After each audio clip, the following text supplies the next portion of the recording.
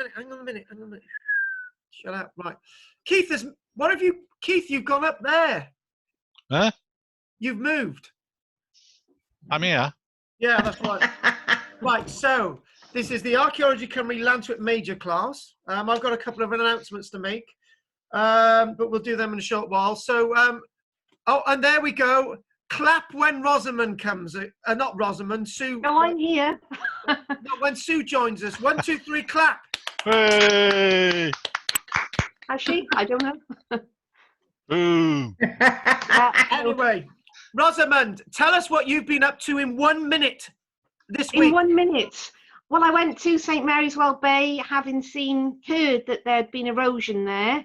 Took some pictures because the pillboxes collapsed, and I thought it was vandalised, but apparently it is the sea that has caused the erosion. And as Rosamond is now our roving reporter, we've got the next newsletter, which is now complete, which should be with you in a week or so's time. We've basically, St Mary's Well Bay has lost all its sea defences that was left. The wall's been completely washed over, and the pillbox is now starting to fall into the sea. So anyone who wants to see the nice old house at St Mary's Well Bay, do so this year, because in a good old storm, parts of the house will probably start to be eroded away as well. So, Rosamond's been wandering around fields chatting to farmers, but we won't talk about that. Keith, any news? Not really. No, I think every day is turning into Groundhog Day, really. Doing the same things over and over again. Apart from, I think, one day when I go shopping.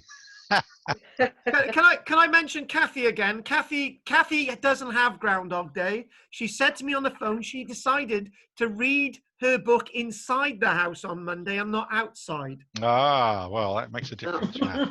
That does make a difference. Talking, Andrea. I can't hear you, but don't worry about it. There you go, we can hear you. I have to turn it off because of little one. Oh, he's okay. Go on. By the way, he's got to pay. Anyway, carry on. My week has consisted of lots of walks trying to find all the public rights of way, and lots of Lego. You know what? I would prefer the Lego, to be honest with you, but don't worry about it. We've had flying planes, shooting down wires across the garden, and no, I think it's great. I think it's great. Hey, mate, get a comb like this and brush your hair like that. You look right, Jane. You're looking quite dishy today. For once, we're living for our one walk of the day, and apart from that, I'm thinking of getting what's it called, a metal detector thing for the garden. Oh, good idea. Oh, good idea. And do you know what? I've heard that Gillian is going to start buying Lycra and getting a bike and driving around Lanthanum because everyone else is doing it. Well, no one can see us. No, exactly. Gillian, you look rather good today. Makes a change. Anyway. Biff. No, I've done absolutely nothing. Well, I can see that the background with you is equally fetching. It's a good arrangement. Your head's sort of somewhere in the shelf. Love it. Yeah, it's always on the shelf. Yeah. Talking about. I got to be careful now. Talking about people on the shelf. Goff. Unlike Rosamond, who's been wandering around the countryside affecting everyone, I'm going to report as a It is within my 5 minutes. Yeah, I believe you. Yeah, I haven't done anything. That's good. We both did nothing. Oh, I tell you what. Did you do nothing, Karen? I've been busy, but nothing archaeology related. I've just been painting all my garden furniture. Jim said you were in a den of iniquity there, or whatever. Sue, talking about a den of iniquities, what about you? Well, because we're locked in, we're quite limited. But the big highlight of last week was dressing up for bin day. So had a really, really nice time dressing up for bin day and went out and practicing for the marching band for the big clap tonight. That's it. Just forget the last bit. I'm not interested in it. What do you mean dressing up for bin day? Well, You've not heard of this? we can go out to put out the bins, so why not dress up for it? Let's move on. Pam, have you got any news? Not archaeological news, not really. My one trip out in 2 weeks has been to the shop and to the vets, and that is it. Has anyone ever said to you, Pam, you've got a very sexy voice? Yeah, you said it last week. Oh, right, that's okay then. But no one else says it. No one else says it. Okay. Never mind. No, Yeah. not a problem. Now, I think you guys are fairly okay, and you're fairly safe. Oh, can I just make a couple of announcements? We've got a Welsh archaeology and history evening starting next Wednesday, which I do believe that at least one of you is taking part in. That's going to be every Wednesday for the next 8 weeks. And if anyone's interested in that, let me know at the end. And we've got on that one, we've got our first member from the United States joining Wow. us. We've got a God. new person who's actually joined. Not Donald, is it? What's that? Not Donald, is it? Well, he's got nothing else to do, has he? And then we got somebody from Orkney. Go on. Yeah, there was anyway. So anyone interested in that, we'll be looking at the archaeology and history. You know, we occasionally mention bits about Welsh castles and sort of Welsh battle sites and so on, which we won't obviously be mentioning anything to do with Owain Glyndwr today. So anyone who's interested in that, have a word with me in the breaker at the end. We've got the ghost evening, which was quite eventful last Saturday, wasn't it, Andrea? Yeah, moving on. So if anyone wants to join our ghost evening this Saturday, we're looking at I'll have words with you about that later. Yes, well, a certain person has actually been given a right speaking to and has been told off for his attitude and will not be doing Saturday. Having somebody turning around and calling Andrea, basically Andrea's a liar and she made everything up, is not our idea of somebody who's very useful to our group. So next Thursday we will be we'll be doing the same next Thursday. Next week we'll be doing an important, insignificant figure in history that nobody's ever heard of, from Egypt, otherwise known as King Tut. Oh, bless him. And just one mention, I did speak to one of you this morning, who's next month when we're due to renew everything, we will be sending somebody around to collect remunerations, but we'll be sending you a letter on that anyway. So if there's no other questions, we are going to get started. And I know I'm absolutely wonderful. And do you know what? Standing in front of you in class, doing this with my hair. Yeah, stop combing your hair. It's even better, right, when you've got a camera in front of you. It's absolutely. Oh my God! Look, it's brilliant. And you Narcissus. And Gillian hasn't said for a while, you're a very naughty boy. It'll come. Don't worry. So what I'm going to do, I'm going to leave everybody's mics on. Anyone that thinks that they might have a problem in the background. And Andrea, is there something you want to say? No, I'm all right. Right. I tell you what. Can I just say, I found a coin when I went down to the pillbox. It's a 1927. I've forgotten to tell you that before. I'll just. Is that will AD or remember. BC? It's a George the something. Oh, that's BC. That's before. Oh yeah. It's a 1927 one. Yeah. George. Yeah. I got well, let's move on. Well, at least you found a coin. Found a coin. The only thing that Gillian's ever found is her husband. He keeps trying to hide, but I keep finding him. He's a very nice man. Right, okay. Let's now let's get to the screen sharing.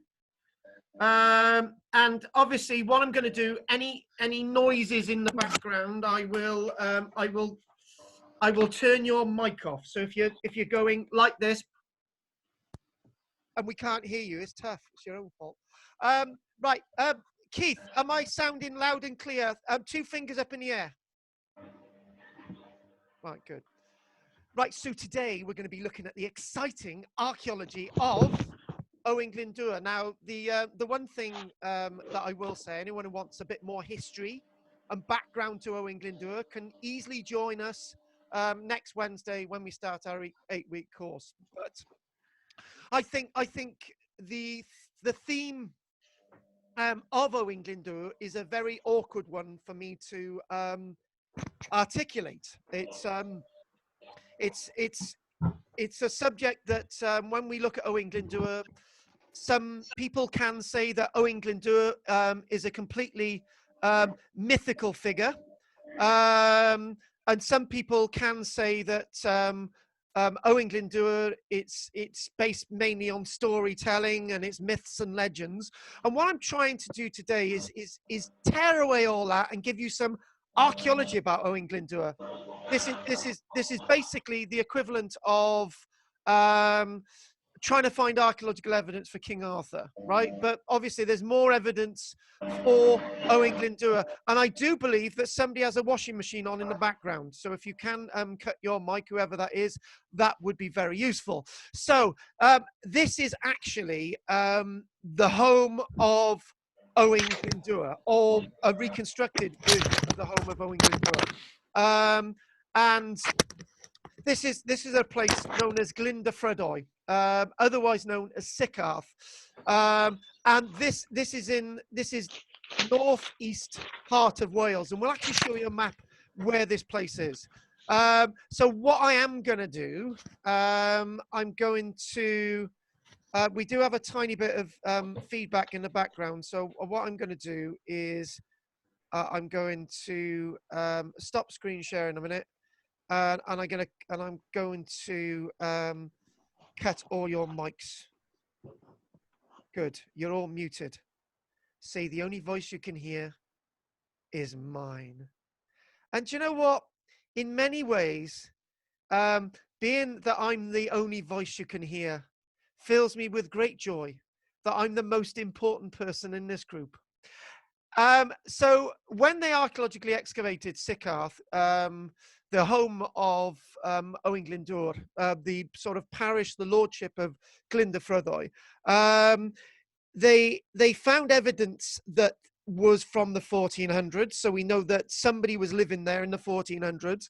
There was no nail in a peg somewhere that said Owain Glyndwr lived here, but we know that some activity was going on here in the 1400s. Again, this is a reconstruction, but we'll cite where this is in the overall scheme of things. And if you ever go to Glyndwr, what you will see is some humps and bumps. So these are the humps and bumps at Glyndwr. And what I want to do, Rosamond, if you can see this image and hear me, can you put your finger up in the air? Good, thank you. So these are some of the humps and bumps at the home of Owain Glyndwr. This is the landscape. This is the rich landscape that was once medieval Wales, and this typifies the buildings that once existed in medieval Wales back in the 10, the 11, the 12, the 13, and the 1400s. This is 1 second. Hang on a minute. We do actually have Chris joining us as well, so that makes a change. 1 second. Sorry about that. Right. Okay. Hang on a minute. Right, so I do believe you've joined us, Chris. Hello, thanks for joining us. We're into the lecture looking at Owain Glyndwr. What you can see is a motted site, a ditch around the bailey, and this typifies the landscape of the 1400s. These were places, these were the homes of Norman lords.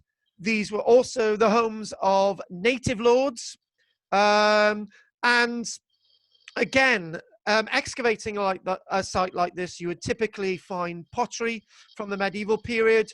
You wouldn't find much association with anybody in particular. You wouldn't find, somebody was here. So again, I want to find real archaeological evidence. This is what I'm trying to put across. Was the revolt in 1400 to 1415 as bad as the historians tell us?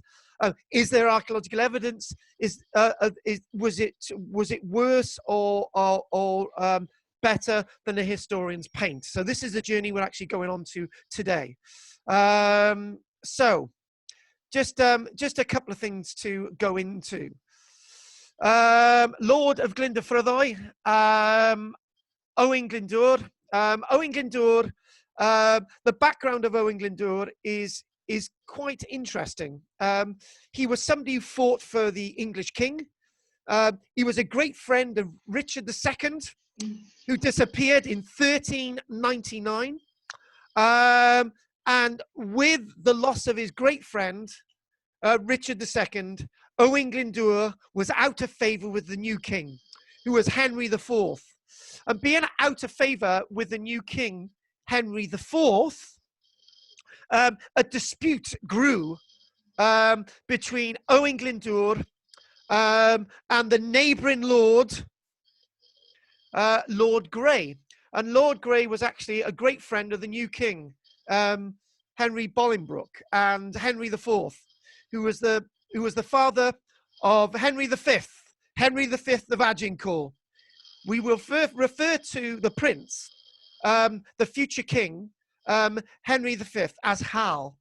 Hal came in direct contact with Owain Glyndwr on the field of battle. And one such battlefield was, in fact, the battlefield at Cowbridge, which we'll go on to in a little bit of detail. And we'll go and try and find some of the archaeological evidence for that. So the rebellion itself started with this land dispute. This Owain Glyndwr had been a great friend of the English. He'd been a great friend of the former king. Why did he want to rebel? It just started over a land dispute. And then within a year, the whole of Wales was up in flames, just over this land dispute. And there's a parallel there, isn't there? The parallel is with the First World War.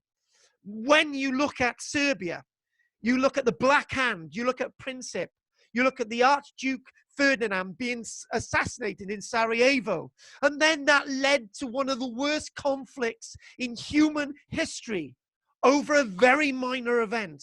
Lots of conflicts occur over minor events. And this was not a guy who wanted to be Prince of Wales. This was a guy who wanted his land back. And it turned out to be a great campaign that saw the destruction of what was left of the principality. And when we say what was left of the principality, we've got to look a little bit at the plague that ravaged and destroyed Wales 50 years earlier.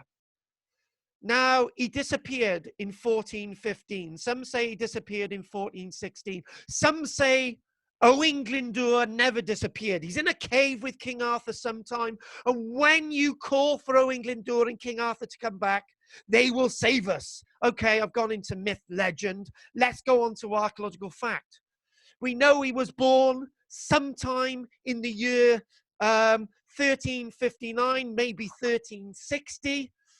We don't know when he died. He possibly died with his daughter Alice, who was married to the Lord Skidamore at Kenchurch, which is over the border. But we'll mention a little bit about that. The missing body of Owain Glyndwr. He had between 9 and 10 children. Lots of them outlived this princely Owain Glyndwr. The reason why he's called a prince is because he was of princely stock. He was a princely stock from the houses of Powys, and he was directly linked to the heirs of ascendancy of Gwynedd. This was a true prince. This was a true a prince with blue blood. With all, you can look there, his son Maredydd ab Owain Glyndwr, Gruffydd ab Owain Glyndwr. There was also his brother who fought with him. There are many figures on this list, but what we want to do now is look at another image. Now, this is an odd image for me to use today. And it's not a complete image. This is a strange map because it doesn't actually show Carnarvon, Beaumaris. It doesn't actually show Harlech. It doesn't actually show Aberystwyth Castle. It doesn't actually show Conway, Rhuddlan. It doesn't actually show those castles because this is a map of all those native build castles that were constructed well before the days of Owain Glyndwr, well before 1400. And I start off with this by saying that before Owain Glyndwr, 100 years plus before, Wales had been an independent realm. In fact, 120 years earlier, with the death of the last true Prince of Wales, Llywelyn ap Gruffydd, with his death, the last seeds of Welsh independence go into the wind. But Owain Glyndwr was going to set alight those embers to make those flames burn. But then again, how much of that is myth or how much of that is legend? Well, in fact, we do know that lots of princes, lots of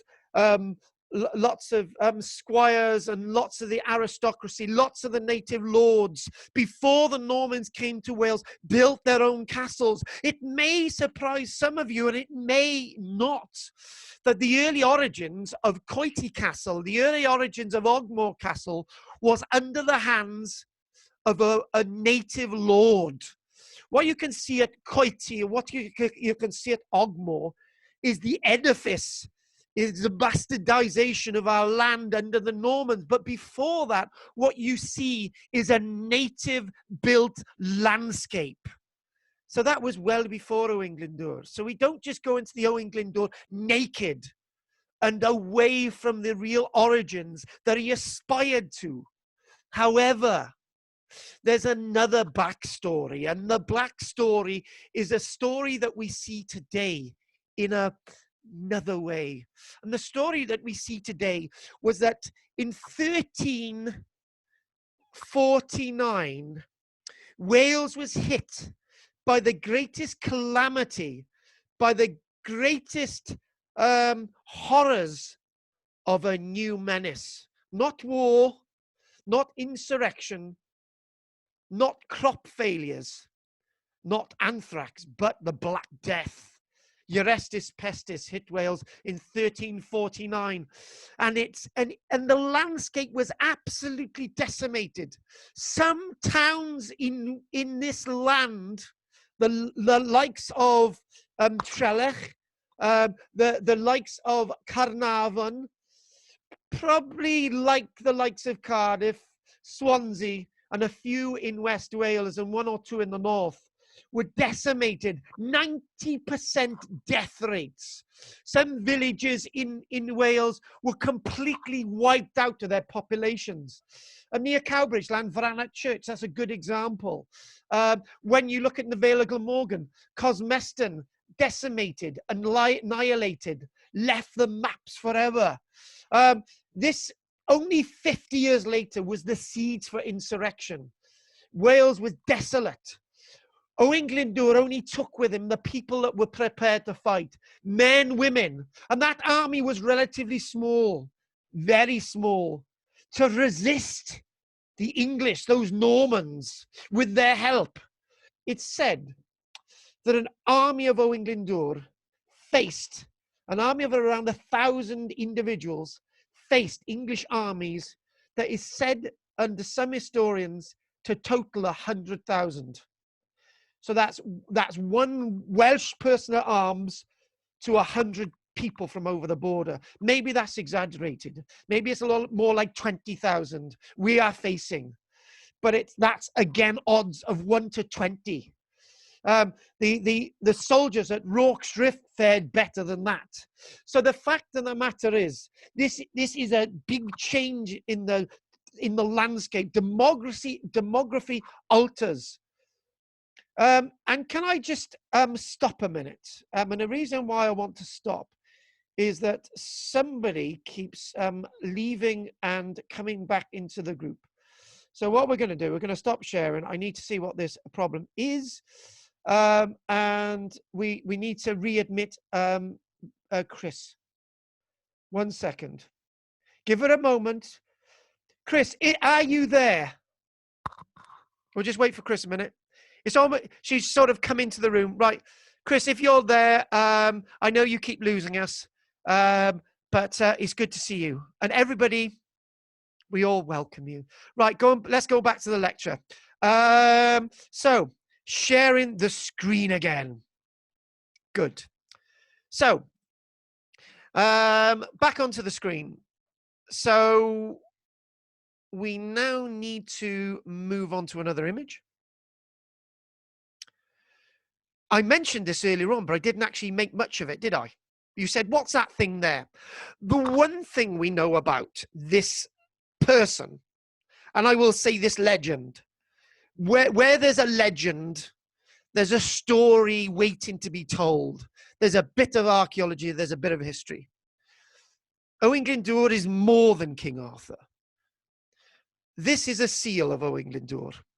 Now, what we know, some of you may have heard of the Pennell letters. Some of you may have heard of the letters that were sent to the French king and the French court. You'll also know about the letters sent to the Vatican by Owain Glyndwr and his parliament, asking for help, asking for recognition. And actually, we actually had recognition as an independent nation, able to govern and rule itself in 1404 from the powers that be, from the Vatican City itself. So we were an independent nation. So there's that question. When was Wales? Wales was a nation for a very short period of time, if you want to get nationalistic, in 1404. It has its own parliament, Machynlleth, in the heart of Wales, towards the coast, and Aberystwyth.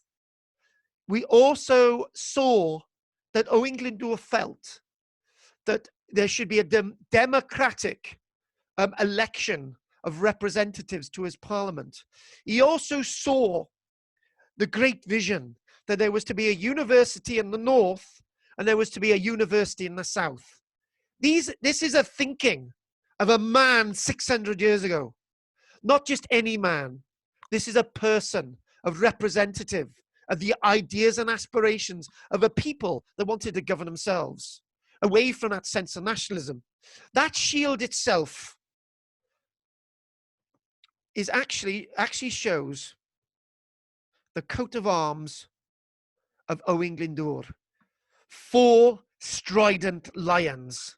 We've got one other representation of these lions, and that's all that we've got on his seal, and that's all that we've got. This is the only likeness that we have of Owain Glyndwr himself. That's the only likeness that we have. No, not the horse, Keith, but the man on the horse. This is all we've got. We don't have anything else. We don't have any paintings of the man. This is all we have. A wali, which is basically Latin for Wales, Cymru. So this is him.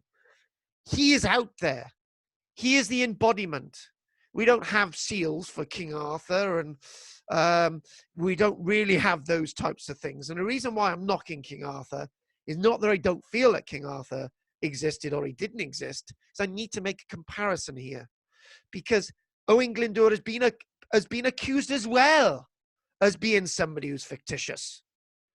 So that's why I make those parallels. Looking at this map, what do we have? Loads of little red dots on a very on a very misty background, and this is fine for us. So there where the cursor is, you have Sycharth, okay, the lordship of Glyndwr. And then up here, you have all these red little dots that represent some of the bigger castles in Cymru. One of the things that I will say is that Cymru, Wales itself, has more more castles per square mile than any nation on the planet. In fact, if you chuck the Motte and Baileys in there, we have thousands of these things spread across Wales, and nobody's ever been able to calculate how many of these defended sites that we have, used over different times, may I add.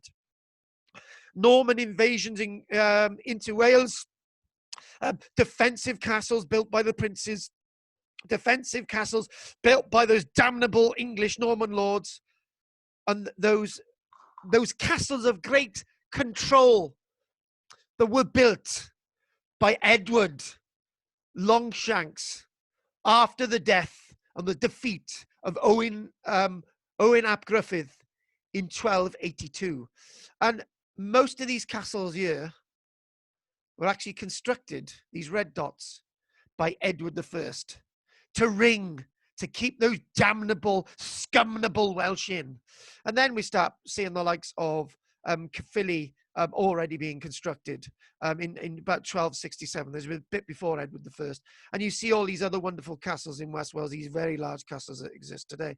Chepstow was already there, by the way. And an interesting thing about Chepstow is Chepstow was being constructed months after the Norman conquest of England, after the first Battle of Hastings on the 14th of October in 1066. By the time that William I was proclaimed and crowned king of the whole land on the 25th of December 1066, the Normans already had a foothold in Wales at Chepstow. So you could say that the Normans are already invading Wales in 1066, and that wouldn't be wrong. And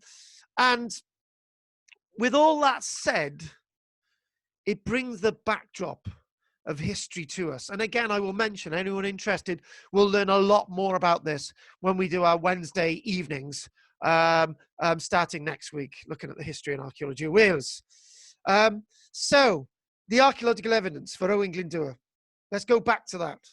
Where is the archaeological evidence for Owain Glyndwr? There's lots of it in the south, to be honest with you. Some supplemental, some actual. To be honest with you, Owain Glyndwr is everywhere in Wales, right? You have Owain Glyndwr Wood, you had Owain Glyndwr this, you have Glyndwr Glen, blah, blah, blah, blah, blah. Owain Glyndwr was everywhere. Owain Glyndwr seemed to be a Robin Hood-like figure. But let's try and find, away from the history and the legend, where he is. We'll do a little attempt at that. I've got a copy of this book in front of me. This is the book by Glanmor Williams. Now, the wonderful book by Glanmor Williams, published in 1993, is one of a number of books about Glanmor Williams, starting in 1966. What we have is another historian in the 1920s who's writing about Owain Glyndwr. But other than that, the one thing that we see is that there's never a real revision of who Owain Glyndwr is. It's always based on the same thing. There's always if, but, where, what, why, how, what have you got? But the archaeology of today can help us understand the true figures of our past, like Richard III. Richard III, what happened to Richard III? We've answered those questions by the very excavation and rediscovery of Richard III in 2012, and why not the rediscovery of Owain Glyndwr in the archaeology? Again, this wonderful map of Welsh castles. And again, this is a little bit more clearer. Like the Welsh castles, like the Norman castles and English castles, there's only a few of the Welsh built ones on here. There's no Ogmore on here, for example. There's no Dinas Powys, yes? Dinas Powys Castle. I forget that most of you are from the local area. So Dinas Powys Castle is is a Welsh build castle. It's not a Norman build castle if you ever go there. There's a little bit of Norman stuff at the back, but that's it. And then when we actually move up to this area, it's not really dominated by these Welsh castles. But then you go to Dinas Bran. That's a really picturesque, unbelievably awe-inspiring castle. And Carrick Kennan's not on here either. Droesloin is a wonderful castle. But again, these are before Owain Glyndwr. But when Owain Glyndwr is traipsing around the landscape, you can see the marvels of the old Welsh princes, refortifying these, making them in use again. And if you want to put Castell Morgraig in there, whoever built that, that's another story altogether. But that's another lecture. Owain Glyndwr, there he is in City Hall in Cardiff, a beautiful marble of Owain Glyndwr. We believe he had a fork beard. And like the father of King Canute, he had a fork beard as well. And he had a fork beard. And did he look like this from the descriptions? Maybe he did, maybe he didn't. Long hair, maybe he did, maybe he didn't. He looked like a medieval man, a medieval knight. Yes, he did, probably more than anything. But that's all we know. All medieval knights look ten a penny. You know, they all look the same, so you can reconstruct. I don't think any decent program, any series on television has ever portrayed Owain Glyndwr properly. The way they portray Owain Glyndwr in the media is that the flames were lit for insurrection. He was very successful, and then a few years later, everything fell apart, and then he was an outlaw, and that was it. That's all we usually see. I believe that Owain Glyndwr had a noble death on the battlefield of Woodbury in 1405. But then again, that's speculation. The one thing that is also speculation is where he's buried. Because after 1405, he suddenly disappears. Every battle after 1405 is Welsh lose. But every battle leading up to 1405, including the Battle of Cowbridge, including the Battle of Carnarvon, including the Battle of Hyddgen, and you know, these were great victories for the Welsh, okay? And then after that, everything was a defeat, even with French support. And it just makes you wonder, after 1405, whether he was still alive or not, because nothing's heard of him. Now, the revival of Owain Glyndwr, we'll get to the nitty-gritty in a minute. The revival of Owain Glyndwr was after 2000, because people were saying, hang on a minute, we don't really have great memorials to Owain Glyndwr anywhere. This is a Corwen in North Wales. We don't have great memorials to this guy. Oh, we've got this bloody thing in City Hall. And then what they started to do at Machynlleth and Aberystwyth on the West Wales coastline, they started to revive who he was as a person, not as a fiction. And again, the sense of the battle flag, the battle cry of somebody whose real origins we still need to find. And talking about these memorials, again, a memorial in a park, a memorial that could be anywhere in Wales, the revival of Owain Glyndwr. Machynlleth was his parliament. And it's, in lots of ways, when I was a child, Owain Glyndwr was, archaeologists and historians hated him. I knew an archaeologist in Barry called Howard Thomas. He's no longer with us. And Howard Thomas hated Owain Glyndwr, absolutely hated him. Because where Howard Thomas used to excavate in Barry, he always used to find that the villages in the Barry area, because that's where he used to work, were destroyed sometime around the time of Owain Glyndwr. And he used to say, Owain Glyndwr has been here. People stopped using the village because of Owain Glyndwr. He was obsessed with it. He hated the Welsh, even though he was as Welsh as me. And that takes me on to another ilk. And the ilk that it takes me is the blame of historical figures. The blame of the shield. And the blame is is that after the Great Plague, after the Estis Pestis did its worst in its blackness, in its buboids, bubonic, pneumonic, its lungs, septicemic, the blood, and the abortive, the mind, all those 4 strains of plague left a mark, and many villages had been abandoned. And then when archaeologists look at the history and archaeology of Owain Glyndwr, they look at villages in Wales and they say, actually, Owain Glyndwr destroyed this village. That's why it fell out of use. But in fact, it had already fallen out of use 50 years earlier due to the plague. Owain Glyndwr scapegoated and blamed for the loss of the people in Wales, when the people of Wales were already gone in many cases. This is a man who's blamed for so many things and not given the fair dues for his great achievements. This was somebody who was trying to bring life to a population that had never recovered from 50 years earlier from the plague. In fact, the situation after the plague in Wales was absolute dire. The poverty in Wales was undeniable, where those damnable Norman English lords presided over the landscape with the richness that they acquired from the landscape. And it wasn't just them, it was those damnable monastic orders, the Dominicans, the Benedictine orders from France that were extracting the tithes from the nation.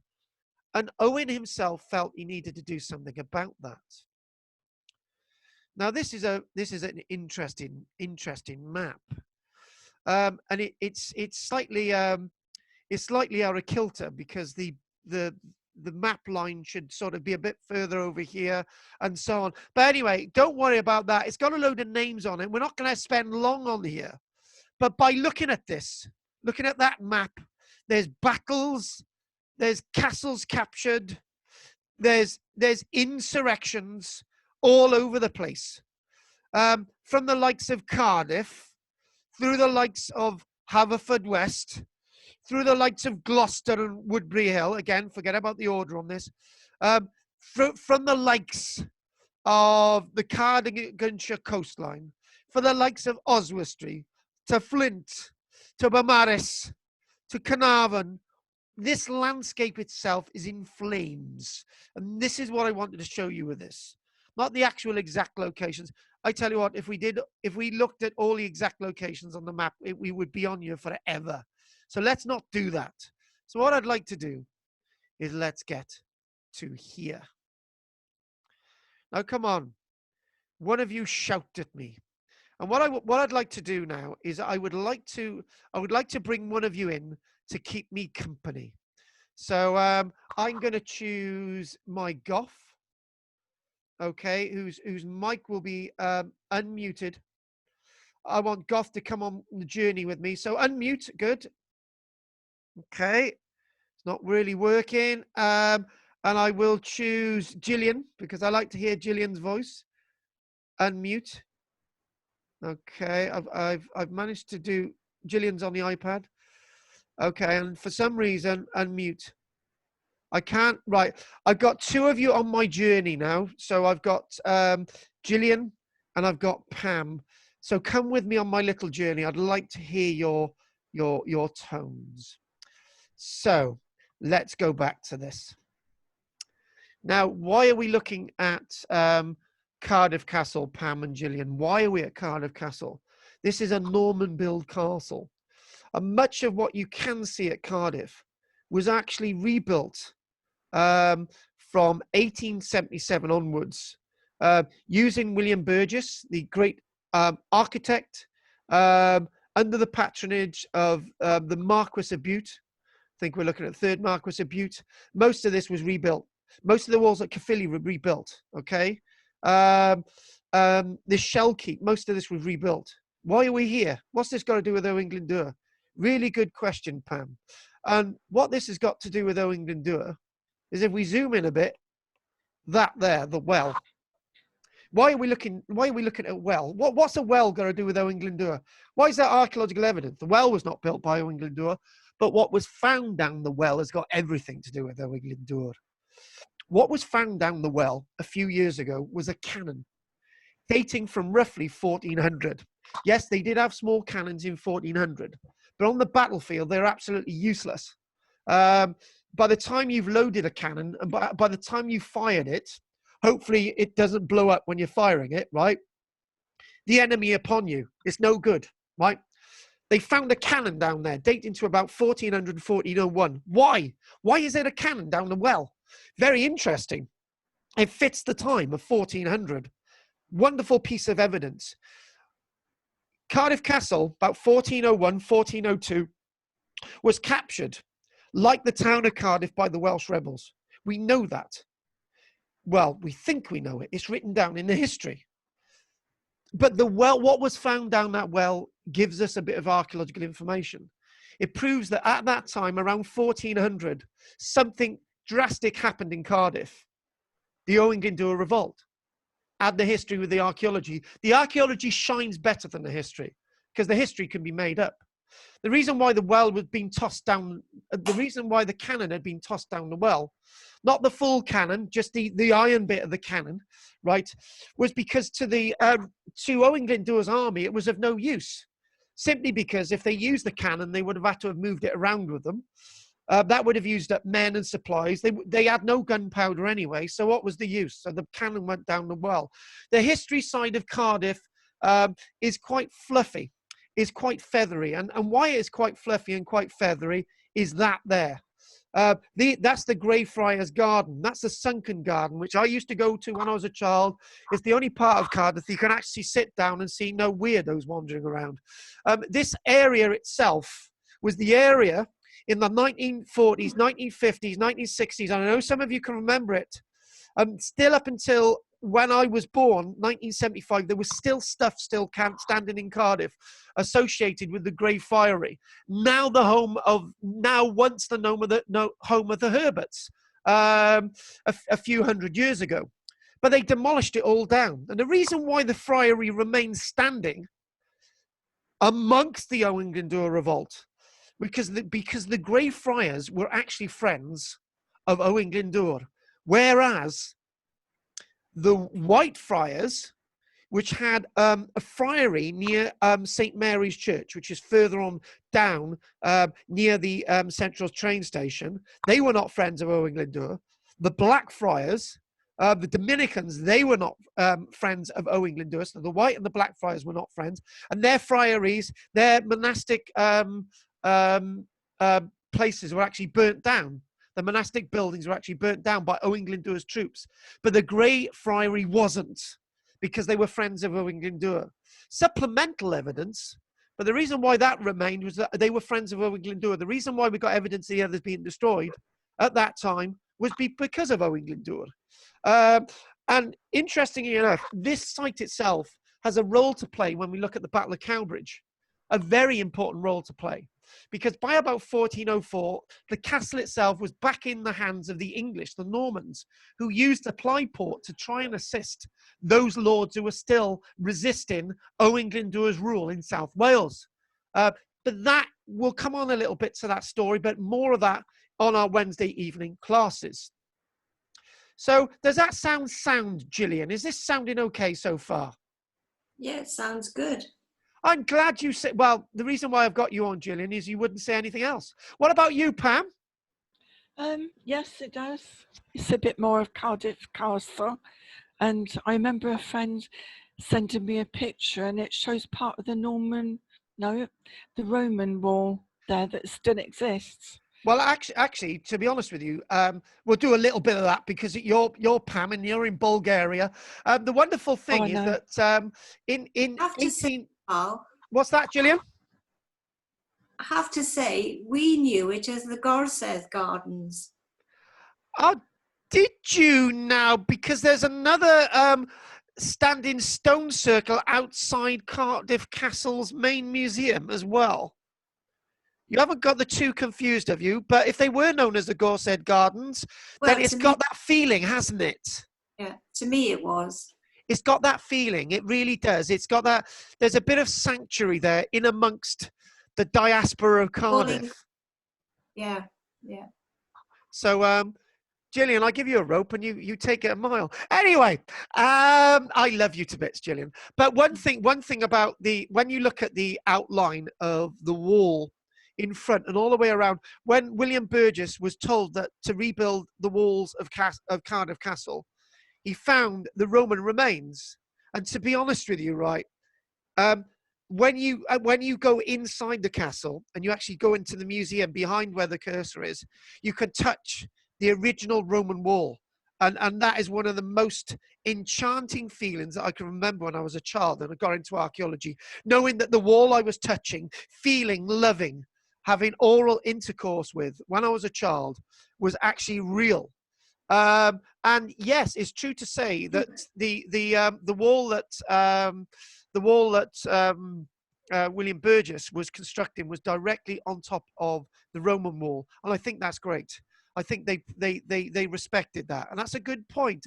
And the point to be made there, and I appreciate you saying that, Pam, and the point to be made there is that Wales is not a landscape, and this is a very, very good point. Wales is not a landscape of just medieval history, medieval archaeology. It's not just a landscape of modern archaeology or Iron Age archaeology. It's a landscape of Roman archaeology. And remember, when Owain Glyndwr went to Cardiff, those Roman walls would have still been standing higher than they do today. Lots of Roman remains at the time of Owain Glyndwr would have still been standing. So, say for example, he would have marched through Cowbridge, and some of the Roman remains would have still been standing. In Usk, some of the Roman remains, Caerleon, would have still been standing. So I think that's a good point. Setting the scene of medieval Wales is not to set the scene of medieval Wales in the medieval period. It's to set medieval remains alongside all the other remains of the past, which is something that we always forget. The past is a history in itself. It's a palette that's already been painted on many times. And this is how it should be understood. Those people had hopes and fears like us today. Now, this is an interesting church. I know I mentioned this in my ghostly evening the other week, but I didn't actually show you an image. And this is the Church of St. John the Baptist at Llanblethian. Now, the reason why we're mentioning this church is that something was found in the crypt here in 1896, bodies that showed signs that they had been in some kind of conflict. And I'm not going to say any more about that because I've got a little quotation coming up a bit later on. When the bodies, when they were found in 1896, there was about 300 sets of human remains found there. And it was immediately thought that these human remains were actually the remains of soldiers who had fought in the Battle of St. Fagans in 1648. But there's one problem with that. It's likely that only one or two of the soldiers from St. Fagans royalist soldiers, would have ever retreated to Cowbridge in the first place. And if you put on the map of all the people who are said to have been killed after the Battle of St. Fagans, it's likely that it would amount to tens of thousands. So, these bodies in the crypt at St. John's, John the Baptist at Llanblethian, it's highly unlikely that they would have been from the Battle of St. Fagans in 1648. It's more likely that they had been from the Battle of Cowbridge in 1404. Moving on. Oh, Holly Cross Church. I love going to Holly Cross Church. And I mention Holly Cross Church, and we wander around it when we do our ghost walks. I mention a bit about Owain Glyndwr. But when I give talks and I mention the Owain Glyndwr period, I talk about this tower. And that tower is rather interesting.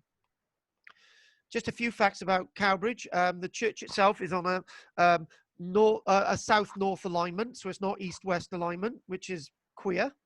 And that tower itself, initially, just before 1400, it was decided that they were going to build, they were going to extend the church. They were going to have a massive tower, right? It was going to be a huge edifice, right? It was going to be the place to be. Cowbridge itself, if it hadn't been for the Owain Glyndwr revolt, would have probably been Cardiff as it is today. It would have probably stretched all the way down to Lanthanum Major, and it would have been huge, right? But the events of 1400 stopped that happening. 1404 to be precise.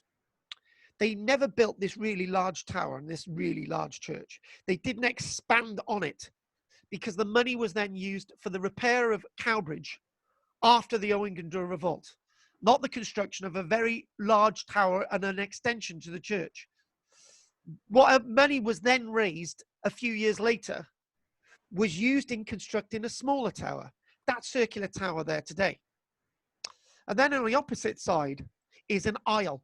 The aisle, which runs in parallel to and joined onto the nave itself, on the eastern side of the church. The aisle was constructed out of the monies of people who had once lived at the village of Llanquhian, which is a village that I'm the only archaeologist to have the pleasure of excavating at the beginning of the 1990s. They put their money together and built the aisle because they could no longer live in the village. And it was basically, in a way, the money that they used was to thank God for them still being alive. They now made a contribution to the church, which the people of Cowbridge couldn't afford to make. And it was their thank you for being accepted into the town of Cowbridge, where they could no longer live at the village of Llanquhian. And that, again, is all associated with the Owain Glyndwr revolt, built after the Owain Glyndwr revolt and not before. And that's more supplemental evidence, but it's quite a powerful symbol of where Cowbridge should have been and where it never was. I think I think lots of things can be said about the plague. Lots of things can be said about Owain Glyndwr. But the two events together paint Wales as it is today, a very vulnerable place, a very much of a backwater in many ways, shapes or forms than you can actually put it in. And it's all down to those events in 13 and 1400. And actually, after this slide, we are going to, not actually this slide, after I think the next couple of slides, I'm just going to double check, yes, and that, and not that one. Where is this? This is, Gillian, you know where this is. Where is this? Oh, I don't know actually. Oh, come on, Pam, where is this? Is that Skenfrith? Nope. Skenfrith, no. I see where you're thinking. No. This is in... Is that? Is it Grossmont? Nope. I actually not White Castle. Nope, you're way out. This is in fact near the River Ueni. Ah, Ueni Priory. Nope. Come on, No. Gillian. What's the castle alongside the River Ueni? Ogmore. Ogmore. Actually, Koiki will come on to that, Gillian. So those two can feed in. Thank you for both of those.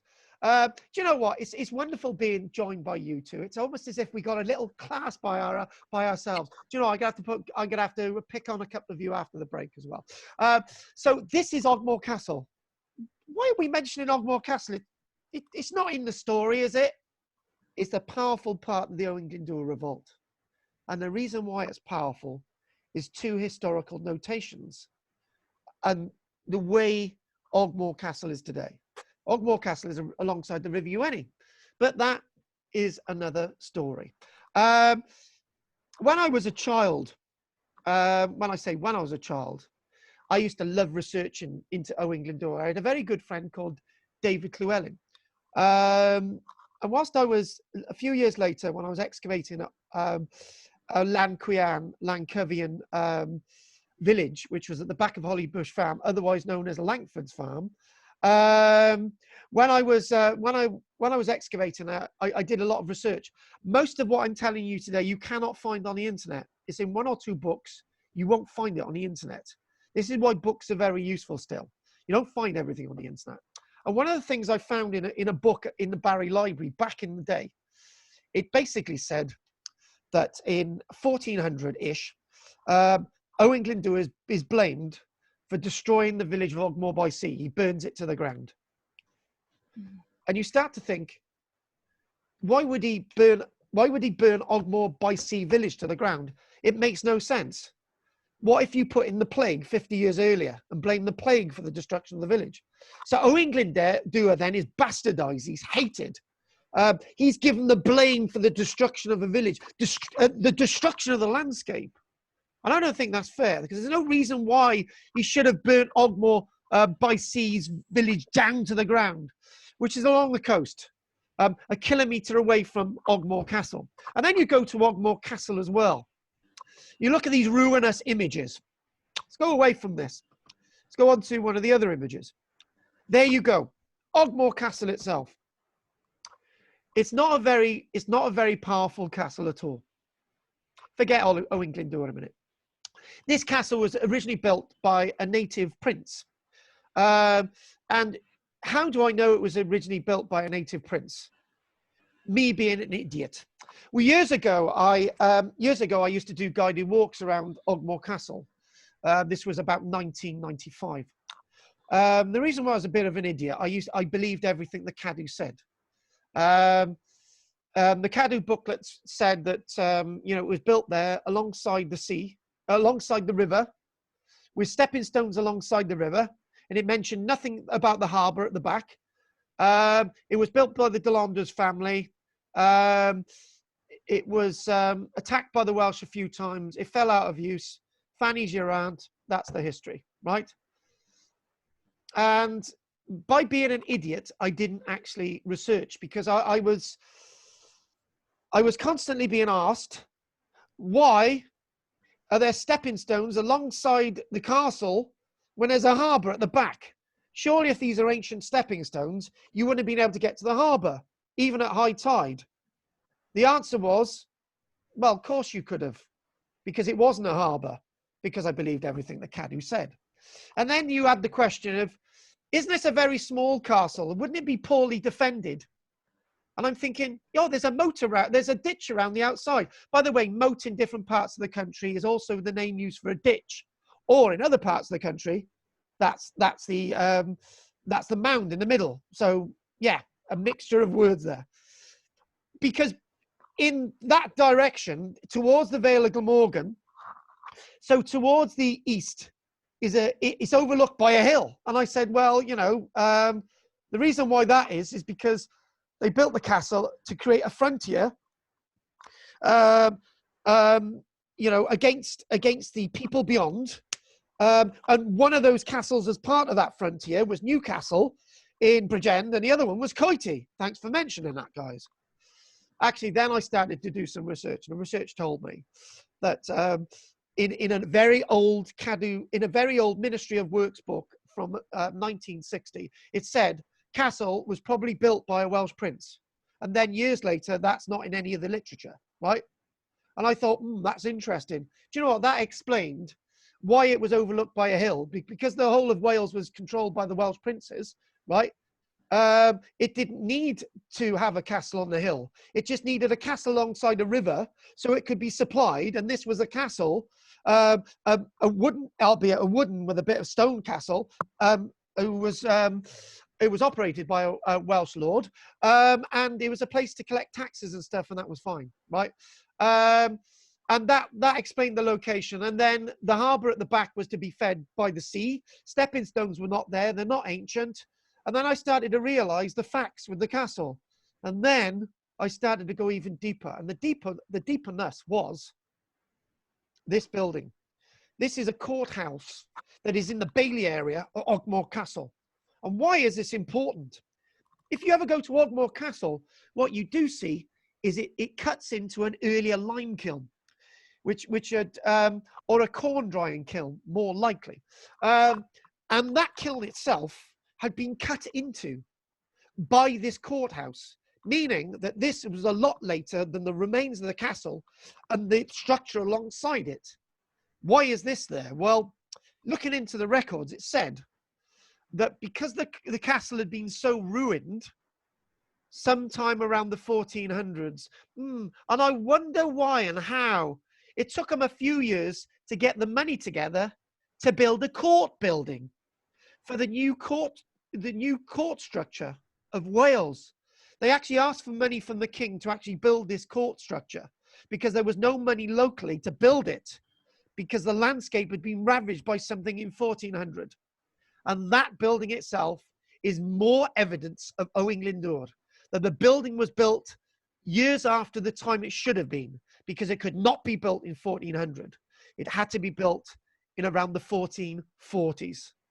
So what we're going to do now, I would like to not ignore everybody. Sorry I've had to do that with the mics, because sometimes it's, we're going to unmute all. So we can have you all talking. I can't unmute Karen or Goff, so I think you're gonna have to do it your end. I don't know what's happened there. No, I can't unmute you two. Oh, right, you're all unmuted. Right, anything, actually, what I'd like to do is, anyone want to disagree with anything I've said, that would be great. Anything anyone wants to make a contribution before we have our break? Yeah, I remember. Sorry, go on. Keith. Is there no, you mentioned you got a seal of Owain Glyndwr. Is there no currency coins? No. There is no currency. One thing was that the penny was the standard currency of Britain, and one point I failed to make is as follows: the legal system of Wales kept being the legal system in most parts of Wales until the 1400s, when it went over to the English Norman legal system. But when we talk about money, that's a rather interesting thing. It goes back maybe to the following point. In 1066, and I will quote, it's a rather interesting quote, William I and the Queen today holds, all freehold in Britain is held in the King's gift, which means that from 1066, the house that you own and the house that Michelle owns here is still owned by the Queen. But the Queen gives this house to Michelle as a gift in freehold. That being said, that we're all unified in Britain, not just in England, but Wales and Scotland and parts of Ireland, if you extend the law there, in the King's gift. The currency is the currency of the day. There is only one legal currency, and that is the English penny. And that is the standard. So there was no need for our own currency. That does answer your question. Because we still use English currency today. On our banknotes, it says the Bank of England. Scotland doesn't issue its own currency. The banks of Scotland issue their own currency. The Bank of England, which is held by the English Crown, which is operated by the Crown, issues the English currency. So the Scots don't issue their own currency. The banks in Scotland issue their own currency. That is a good question and a good answer. Right, Goff. I was going to ask, I remember the ruins of Greyfriars in Cardiff very well, when I was a child. And what actually happened to them? Well, for me personally, I can remember seeing them, right? And I must have been about 1 year old, because I can remember looking out at the pram at these buildings. And I've kept that image with me all my life, with ivy and all the rest of it over it, a window and an ivy. Can you remember that? Describing that right? Yeah. Yeah. And I think I was, because I was in the pram looking up, obviously I couldn't remember the railing. But yes, the reason why it was demolished, most of it was being demolished in the 50s and 60s, but I know there was some stuff left in the 70s because I was still alive. I was born in 1975, and it was demolished because they wanted to put the Pearl Assurance building up, and they wanted to. I don't think it was a Pearl Assurance building then, because I don't think that's been along as. but a building was put up there, and it was to re-landscape that landscape. To be and I think I don't know when the new theatre was built, but that must have been on the one side of it. And then there's the restaurant there as well, which I can't remember. Is it Gilbans or Gilby's or something by the new theatre in Cardiff? What's it called? Gilby's. Yeah, Gilby's or something. Gilby's. Yeah. So I used to go in there with a friend of mine, and he used to say, look down at the floor, and we used to go in there, and you could actually see through a glass panel some graves, is it, or some ruins or something underneath there. So interesting that. But why they took it down, I'm very angry, because Cardiff doesn't have the ambience of a normal city where there's lots of ruins like York and Chester and Winchester and even London, which is a shame. Even Coventry, really, it's got its ruins, but thanks to the Luftwaffe. Any other questions? A point of interest. Go for I it. link back to the talk you gave a couple of weeks ago.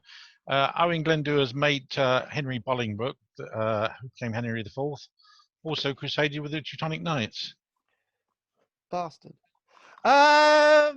Did he now? So he obviously crusaded with the Teutonic Knights before he became king. Yeah, that's right. Or are we talking about Richard II, or both of them? No, before he became Henry IV in the 1390s.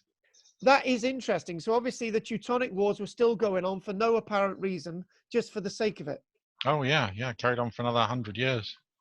And that is obviously your period. Well, yeah. I actually, do you know one? I got really animated with this, as I've done today, with the Skype class on a Tuesday, and it was just like, well, I mentioned about the Welsh castles, and then I said, Peter from Barry's from Cornwall, I said, what about, did you have this same Cornish castle thing? You know, because Cornwall for a while was under its own rule until the Normans captured it all. Did they have the same experience? And we'll have the answer to that next week. And I would like to say, if anyone hasn't had enough of me today, they can easily join us in the afternoon. And we've got two hands in the afternoon. We got two hands. We got a new girl joining us this afternoon from Orkney University. So, and I would like to say, if anyone wants to join the Welsh evening class next week, as I say, we're looking at the archaeology and history. If anyone wants to join that, they can have a word with me at the end. And if anyone wants to join us on Saturday, they can join Goff and Sue and maybe Andrea, because Andrea wants to chat about me with me. Let me know at the end as well. And if anyone wants to do any research about King Tut, right, it's probably doing the research about what you can already find on the internet. I want to scour a few things next week about King Tut that maybe we don't know, because you all know about the thousands of bloody things in the tomb and so on and so on. Maybe we'll look a bit more at the Coptic jars, and we'll look a bit more about the wonderful archaeologist Howard Carter. That's what we'll look at next week more than anything. If there's no questions, we'll have a 10-minute break. Good. Okay. I'll leave all your mics on so you can all talk to Gillian, because I tell you what, she looks really gorgeous today. I'm going off to make a cup of tea. Yes, Yeah, I'm going to have a cup of coffee. I shall rejoin shortly. I'll put on mute for now.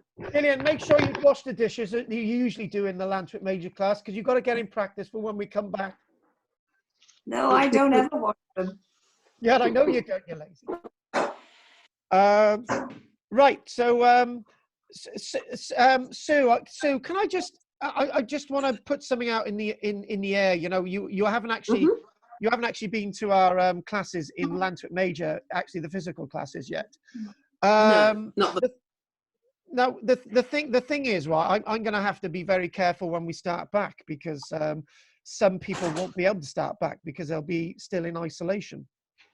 Mm. Because if they say, right, you can start back in the middle of May, half the class won't be joining us. No. Not the over 70s. Yeah, exactly. which in fact is most of the class. To be honest with you, I don't. To be honest with you, I think we should just continue until it's a complete all clear. To be honest with you, because this seems to be working, and this is only your second one. How are you feeling this is going? Yeah, absolutely. Yeah, this is absolutely fine. And when the physical classes start eventually, that would be great too. But there's no point in risking anything, is there? I don't want to, because if this is work, we've been having meetings about this, and it's just like, well, you know, do I actually want to teach 2 Lantwick major classes? Why don't I teach them all together and continue what I'm doing? I can't physically teach 2 Lantwick major classes at the same time, can I? So anyway, I'm going to leave you be, and I'm going to get a cup of tea myself. I'll see you in a minute. Oh, excellent. Take care. See you in a minute. Cheers.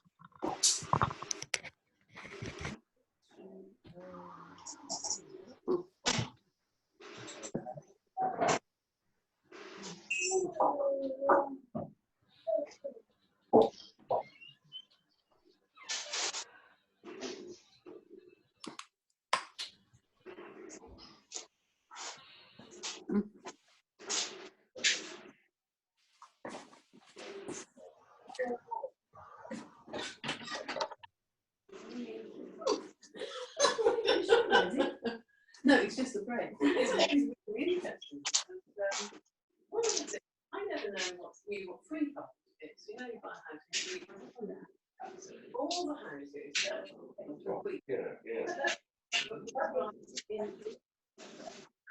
and that's been bestowed on us by the Queen. Yeah. Or, you know, previously. Yeah. And you know, she wasn't the one who came up with the idea. It was in 1066. No.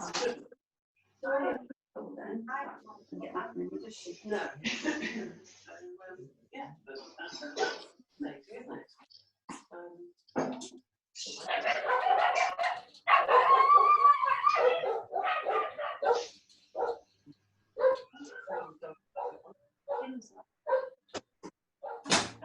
So to be next time, do you fancy having egg sandwiches?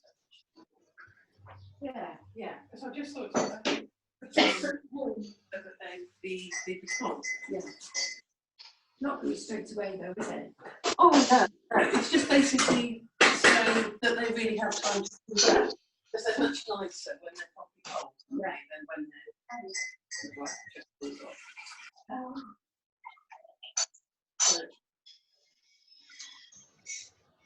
You wouldn't mind making an out for them.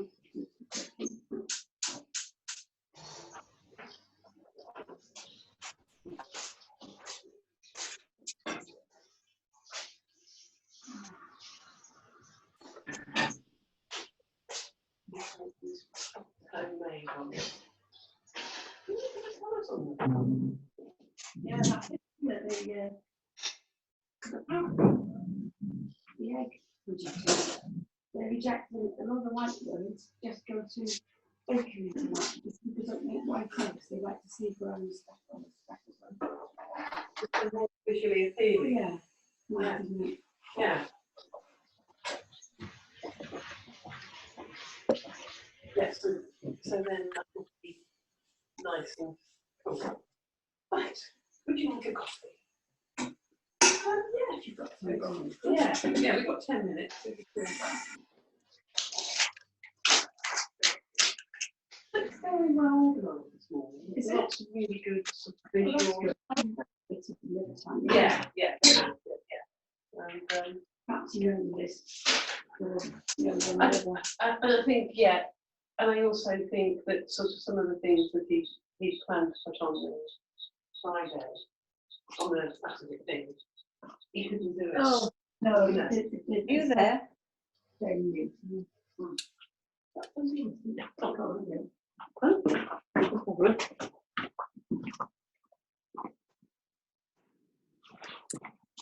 No. Sounds like Karen's saying you did. Yeah, no, Karen's not there yet. She's making her drink. I think I've got a coffee as well. I'm going to go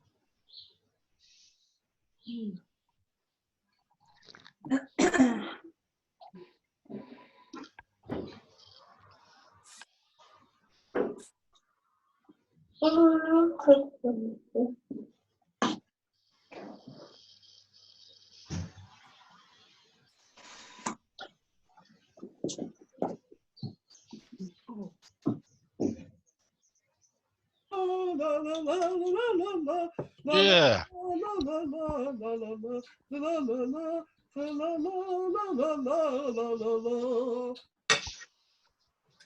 I saw 3 ships come sailing in, come sailing in, come sailing in, come sailing in on Christmas Day in the morning.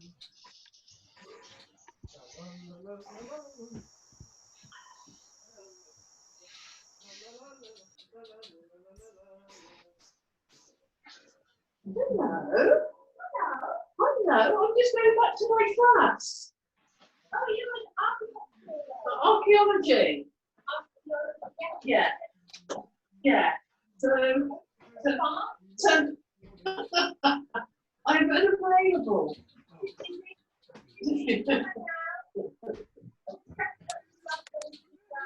Yeah.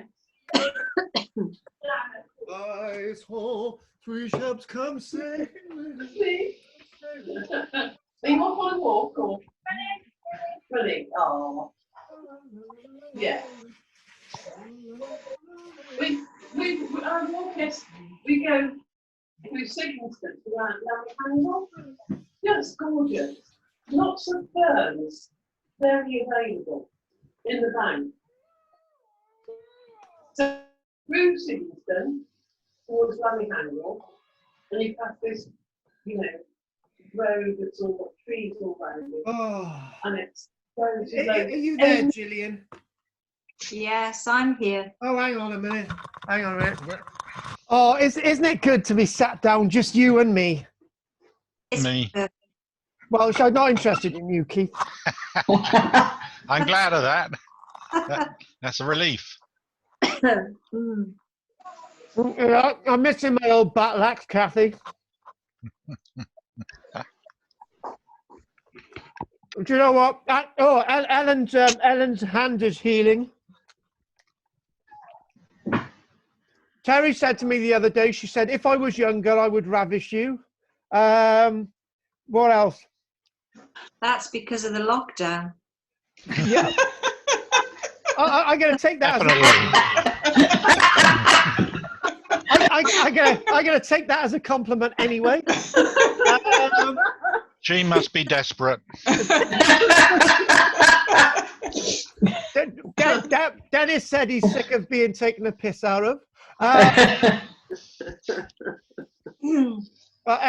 Alan can't wait to get to back to it.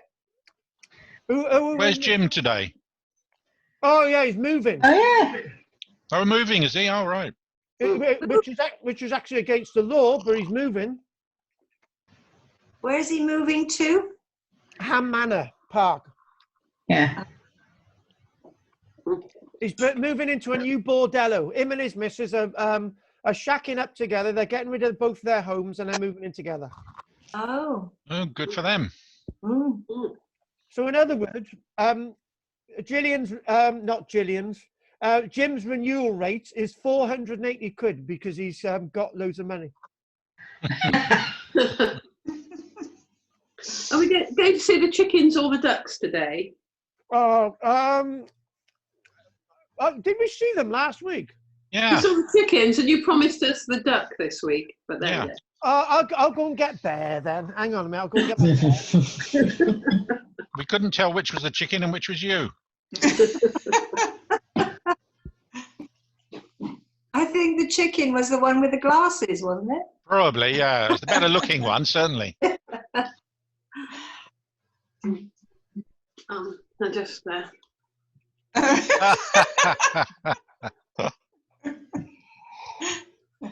she's a bit restless, but she might just sit still for a minute. Yeah, she looks peaceful.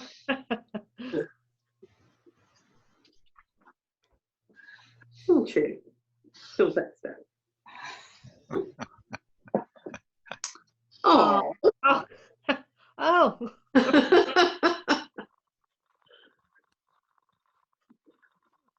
This is Bear.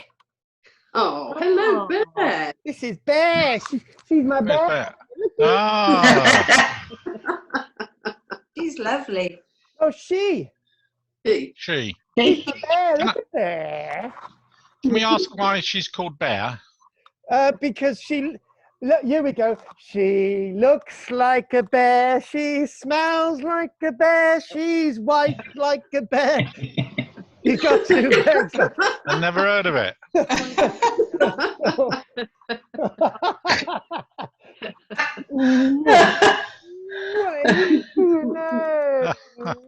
Well, she's much more affectionate than my swan.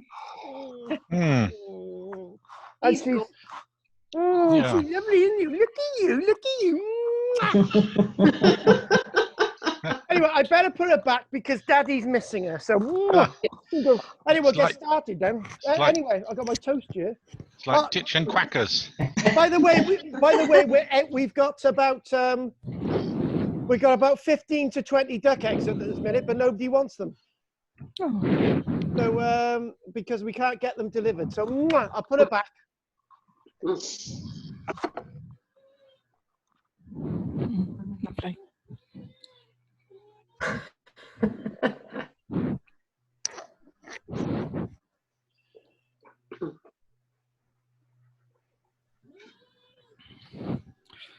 There you are. Jacob.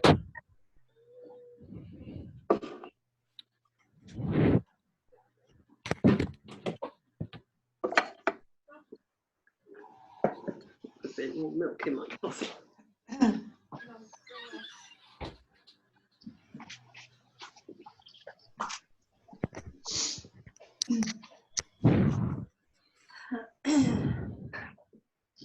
Gillian, can I ask you about your plates on the wall? Are they Bulgarian? No, they're Spanish. Spanish, right.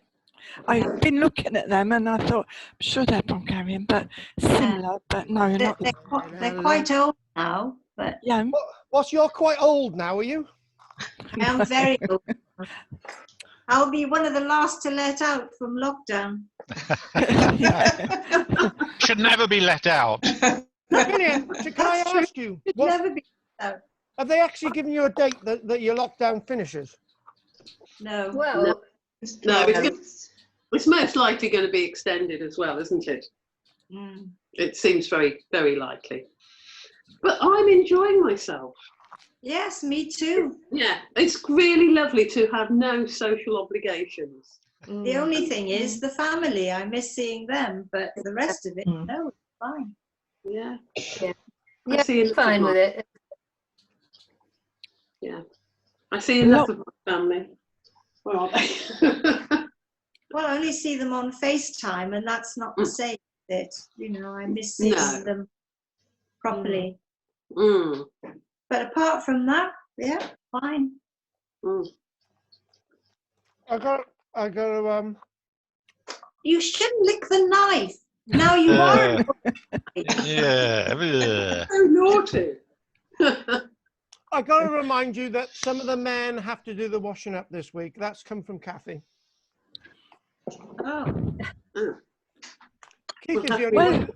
I've noticed that Keith is the only one doing any of the washing up with Chris in the kitchen now. And Goth and I get it all out in the morning. Yes, you do. Exactly. I bet you do get it all out in the morning. When I'm together with Goth, I can't do anything else. Right. So I've just had it. We haven't actually decided this yet, but we probably won't stop doing what we're doing at this minute until everybody's out of the lockdown, simply because you know, Terry, Kathy, Alan, Dennis, they're all in the same boat. So if we went back to teach this class physically, there'd only be about 3 there. So we'll just continue doing this as we're doing, and it seems to be working anyway. Rosamund can keep going down to beaches, taking strange photographs. Well, yes, if it's within my remit, I will. Cool. I was actually thinking of Dinas Powys Castle, because I've never found it, and I live here. But I searched long and hard, Carl. Any ideas where I should be looking? Oh, okay. When you and I have got a moment, Rosamund, right? Just you and me, right? We'll have a private visit up there. Yeah, Tom's reckons that there's a fair bit of it left, according to a picture he found in the 1960s. There's a lot left, and make sure we go up there when Tom's away, okay? So right, let's get straight down to our undies. And actually there doesn't seem to be any background noise at this minute, so I'm going to keep you all on, but we'll see how this next bit goes. So he's a very naughty boy. Right, so are we I'm going to just see Chris is there, that's good. Jane, are you seeing the image? I can see the image, yes.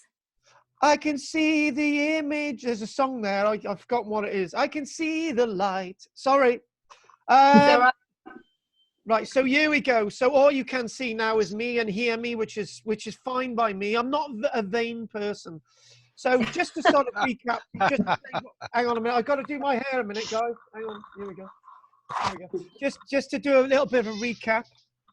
I don't know if we'll all have hair like you soon. Yeah.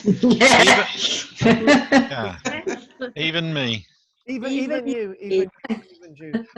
Right, so the image we're looking at now is Koiki Castle. Now, Koiki Castle is a rather interesting one in the story, because we know that Owain Glyndwr's army never captured Koiki Castle. It was one of the only castles in the Principality that never fell to Owain Glyndwr's army. Even the mighty Harlech, Beaumaris, Carnarvon, Conwy, Rutland, fell to Owain Glyndwr. We're not exactly sure what happened to Caerphilly, but we'll talk about the fate of Carnarvon in a short while. Now, this is a woodcut illustration by a William Buck, an engraving, I should say, from 1740, and this itself shows the castle in its much later stages.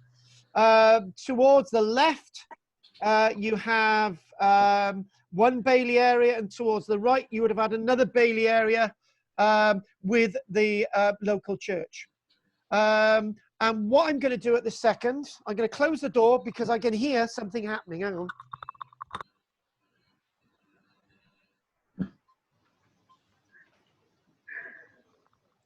Sorry, it was a Muppet next door with the doodah on.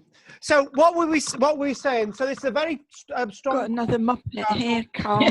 What's with that? his doodah on. I've got another Muppet outside with his doodah on.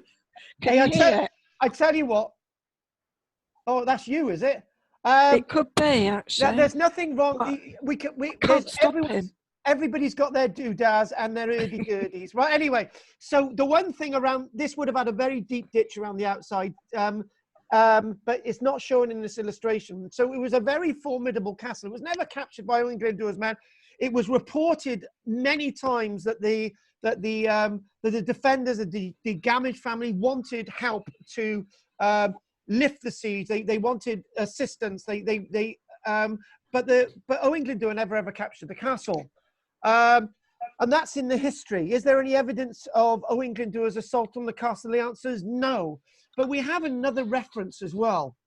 that continually, and this is now in 1412, so you know, Koiki Castle would have been besieged in about 1404, 1405, somewhere around there. In 1412, there's another occurrence. The Koiki Castle is held by somebody and is placed under siege by no moderate multitude of armed men have gone to the castle of Koiki and besieged it. So we got another reference in 1412 of another siege of Koiki Castle. And this is similar in content to the siege that occurred in 1404, 1405. Now, if we believe this siege in 1412, internal Norman fighting, so there's no reason why we can't assume that the evidence in 1404, 1405 is wrong either. We've got to assume that's right. It's almost historians believe some information and they don't believe other information. Now, this takes us to Pwll Melyn. Now, we had Pwll Melyn itself is Usquay. For those that don't know where Usk is, it's a little bit south of Abergavenny. It's north west of Chepstow. It's north of Newport. It's sort of sited there. And one interesting thing was trying to not fit this in with the overall picture, but fitting there in as well. Sometime in 1405, there was the Battle of Pwll Melyn, the yellow pool or the muddy pool. Pwll Melyn itself, near Usk, was a decisive English victory. And is there any evidence at this site at Usk of a battle? What's the evidence? Well, for a long time, it was a little bit of hearsay. And what I'm going to do, I'm going to cut the mics because I've got somebody talking in the background, very naughty of you. So I'm going to cut all the mics. So we're going to mute all. Good. So somebody being very naughty. It's not Rosamond for once. It can get distracting actually. So anyway, this is Pwll Melyn at Usk, and there's lots written. Tudor ap Gruffydd, Owain Glyndwr's brother, was killed there. The strength of the army there, not led by Owain Glyndwr, may I add. Why is he not at Pwll Melyn?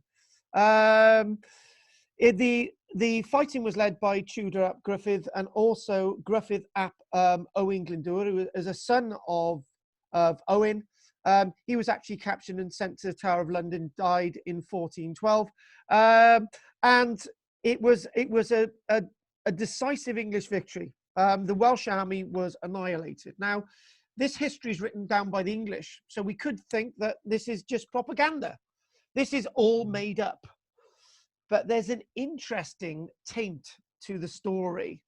Whilst they were clearing out Pwll Melyn, the pool at Usk, which is very near the castle, which gives the battle site its name. Whilst they were clearing out the pool, they found a large number of human remains. Lots of them showed some body damage. And that itself might be the evidence that clinches that there was actually a battle at Usk. More human remains, very similar to the human remains that were found at Llanblethian, that church that we're going to look at shortly. Looking for archaeological evidence is key. If I was to do a history of Owain Glyndwr, I would have said, well, he went to this castle, he had this battle, and then this thing happened, and then he did this and that. And I just thought, no, this is not a history class, this is an archaeology class. So I wanted to look for the evidence. We've gone to the site of the Battle of Pwll Melyn near Usk, and there's no signs of any battle there. Well, actually, you're not going to find any signs of any battle, because after a battle takes place, you don't leave the bodies on the battlefield. And even if you did, after 600 years, they'd be well since rotted away and forgotten about. Would you find swords and spears and stuff on a battlefield? The answer is no, because they would be long since buried, taken away, found by metal detect enthusiasts and so on, or just completely rotted away. Are you going to find earthworks associated with a battle? The answer is no. Even in the American Civil War, there are no signs of most of the battlefield sites other than the natural humps and bumps that were there in the first place. You know, you can think of the stories in the American Civil War about Antietam Creek with hundreds of people dead in ditches, but when those bodies are taken out, it's just a normal ditch. So the only thing that we can go by on most battles is historical reference. Finding some human remains is brilliant. One thing we haven't found associated with the Battle of Hastings on the 14th of October 1066, nothing's really been found associated with the Battle of Hastings. We don't really know where the Battle of Hastings took place, whether it was at Senlac Hill, whether it was at Hastings, whether it was somewhere else. But no evidence has ever been found. And that was one of the most important battles in British history. But finding human remains is the best that we can think about in association with a battle like this. And there you go. Dating and location. There is some confusion of the date of this battle. I would say that the battle itself took place after another battle, the Battle of Woodbury, where the English and the French, the Welsh and the French marched over the border into Gloucestershire. Owain Glyndwr was killed. It was not decisive on either side. The English marched back to London. The Welsh and the French allies marched back into Wales, and that was it. And I believe the reason why Owain Glyndwr who was not at this Battle of Porthmelyn was because he was already dead. And there's a few things about dates there, but this is J.E. Lloyd. This is that other historian that I mentioned, used to write extensively about Owain Glyndwr. He writes that Porthmelyn is the pond lying northeast of Usk Castle. Key. Numerous skeletons were found in this pond when it was cleaned out. That is the key piece of evidence in association with this battle.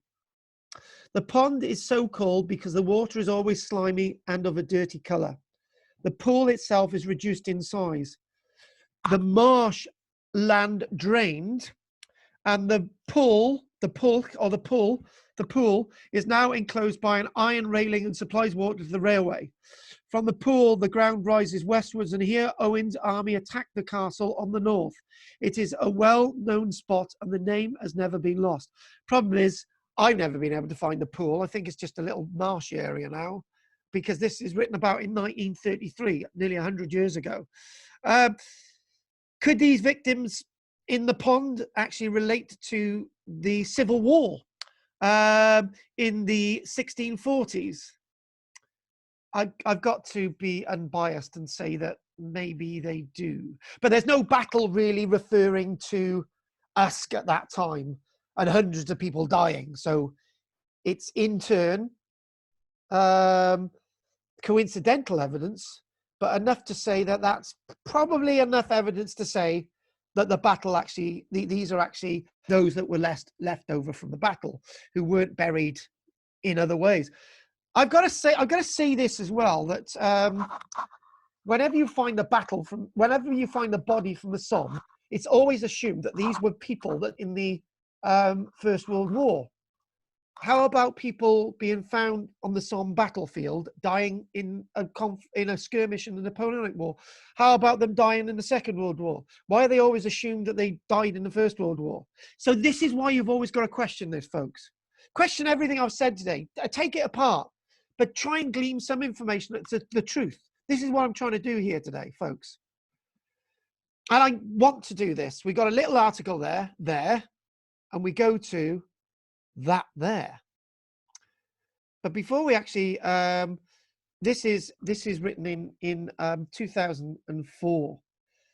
2004. So that's 16 years ago. This tells you of the mystery that is Owain Glyndwr. Owain Glyndwr was thought to have been known as Jack of Kent. He went to live with his daughter just over the border, Alice, who married to Lord Skidamore at the time in the 1400s. Anyway, long story short is that it's thought that Jack of Kent is in fact Owain Glyndwr, and he wandered the countryside of West Wales and other places called Jack of Kent And he was a bit like a Robin Hood figure. So I've said that bit. Let's read this article. A 600-year-old mystery about where Welsh rebel leader Owain Glyndwr is buried may have been solved. The one-time Prince of Wales lies underneath a church in Llanwndr, Carmarthenshire. Beautiful stone-built church. I've been there once. And an author of a new book in 2004 said that this is an unlikely resting place for one of Wales's most revered historical figures. The local vicar back then, a certain Adrian Legg, is thrilled and says he will welcome interest from visitors over in. In other words, someone writes a book about Owain Glyndwr, it's immediate that Owain Glyndwr was there, right? So the book itself goes into the mystery of where Owain Glyndwr is buried. And in lots of ways, it takes the same mantle of what exactly happened to Napoleon. You know, we know that Napoleon died in a room. We know he died in 1821, but some people believe he still lived. It's the same as Adolf Hitler. You know, if you don't actually get the real information, if you don't actually get the facts written down properly, if you don't actually get to see the body and touch it and love the body and all the rest of it, then there's always going to be people doubting it. But the one thing, other than, you know, okay, if that was Adolf Hitler's body in the Reich Chancery Garden in 1945, we know that we got Napoleon's body. We know they got Tutankhamun's body. That's another different story altogether. That's sort of people coming up with weird theories when I don't need to. But weird theories is right when we look at Owain Glyndwr, because his body's never been found. Nobody's ever been able to make love to the spirit of this figure and actually to be able to understand him greatly. So the person in this book, Alex Gibbons, Revelation will undoubtedly reignite the heated debate about the resting place of the Welsh legend, whose crowning as Prince of Wales took place exactly 600 years ago at Machynlleth Powys in 1404. He was made Prince of Wales, King Leader of Wales in 1404, but he proclaimed himself Prince of Wales on the 16th of September 1400. So, you know, you've always got that understanding in history, and it goes back and forth. But when he died, that is a true misunderstanding. What do we know about that? We know little. And again, as somebody comes up with a story, it's immediately believed. He's got to be buried at Llanwndr. So now it's going to go into the history that Owain Glyndwr is buried here. They haven't even found his body. That's the thing. You know, somebody writes a book and you immediately believe it. Alex's book says that it is likely there's a vault under the church, which important people were buried in years ago. Likely. When a survey carried out a few years ago, and it found that it could still be there. Now, you know, we have a survey carried out a few years ago, and it found that it could still be there. It could still be there. Or is it there? Or isn't it there? But the author of the book, Alex Gibbon, the church has been restored, and it appears that there's a vault there. The Reverend himself is saying that this is a credible story. Because he visited the church a few times, obviously Owain Glyndwr is buried there. We're building up myths and legends, which is not helpful when we look at Owain Glyndwr. A guy who I very much respect, a certain Adrian Jones, comes into the story in a short while, but we'll come on to that in a moment. So the mystery of Jack of Kent and the fate of Owain Glyndwr. Mr. Gibbon claims Glyndwr's body was moved from Herefordshire, where he died, to the Welsh village of Llanwndr. Sorry, earlier on I said he was buried in Gloucestershire. I meant Herefordshire. Sorry about that. And it says that Mr. Gibbons says the Welsh hero may also have been a legendary character of the mid and southeast Wales borderlands known as Jack of Kent, a Robin Hood figure. And one can't be absolutely certain that I found Glyndwr's burial site, but I found startling correlations linking folklore with Glyndwr. So in other words, this is what people do with Arthur. King Arthur lived in Colchester, Camelot. He lived at Tintagel. He lived in Killeen. He lived in the north somewhere. In fact, King Arthur lived everywhere because everyone believes everything that is written about King Arthur. And then when people do proper research, they start to get to the real King Arthur. like they start to get to the real Owain Glyndwr.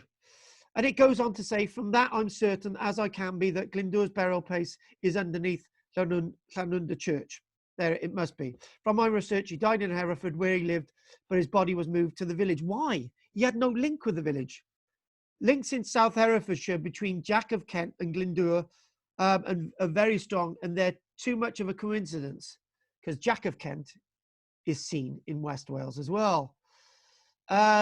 However, whether you want to believe this, folks, Adrian Jones, who I've already mentioned, of the Owain Glyndwr Society, back in 2004, Llandaili, used to be a great supporter of Owain Glyndwr. He used to be a great supporter of Archaeology Cymru, a great love of Owain Glyndwr, a lifelong love, and he ran the society. And he says, 4 years ago, we visited a direct descendant of Glyndwr, a John Skidamore, a Ken Church court, Abergavenny.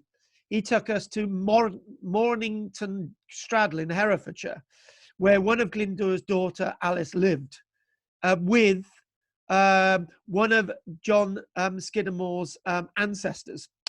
Mr. Scidamore told us that Owain Glyndwr spent his last days there and eventually died in Herefordshire at Mornington Straddle.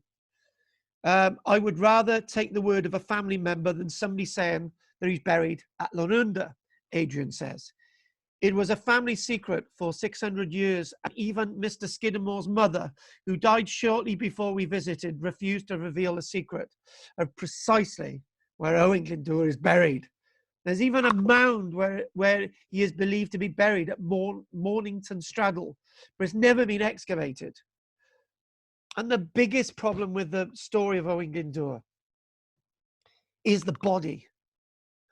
If Owain Glyndwr's body was found, not only would they be able to link it with DNA that have been passed down from his children and his grandchildren into the modern day, if we could find the body, we would be able to say that this is more than a real person.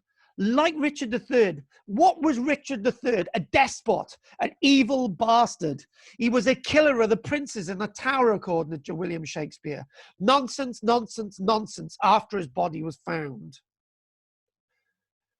So as we come to the end of this, we come to the Battle of Cowbridge, a grisly find in nearby Llanblethian Church.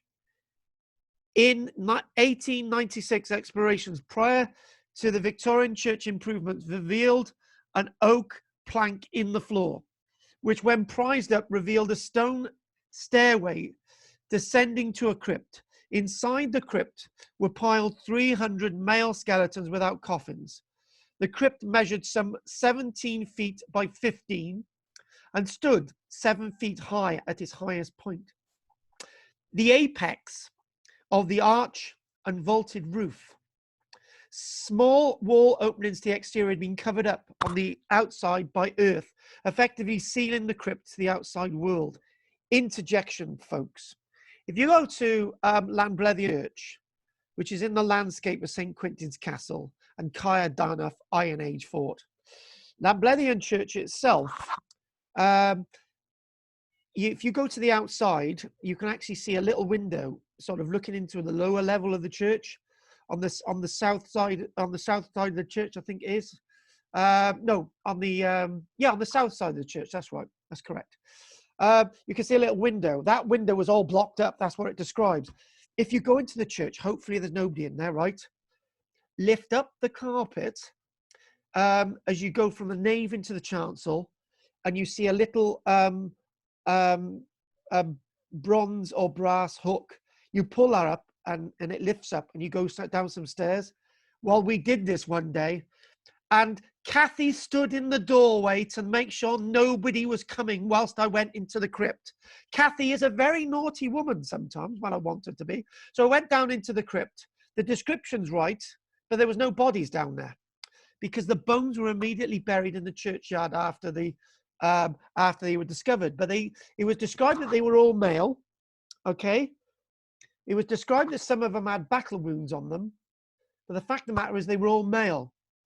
And 300 of them, they must have been from some calamity, not a plague, They were naturally all male. I'm not saying for 1 minute that the only casualties of the Battle of Cowbridge, that any battles are just men, because women died at Waterloo.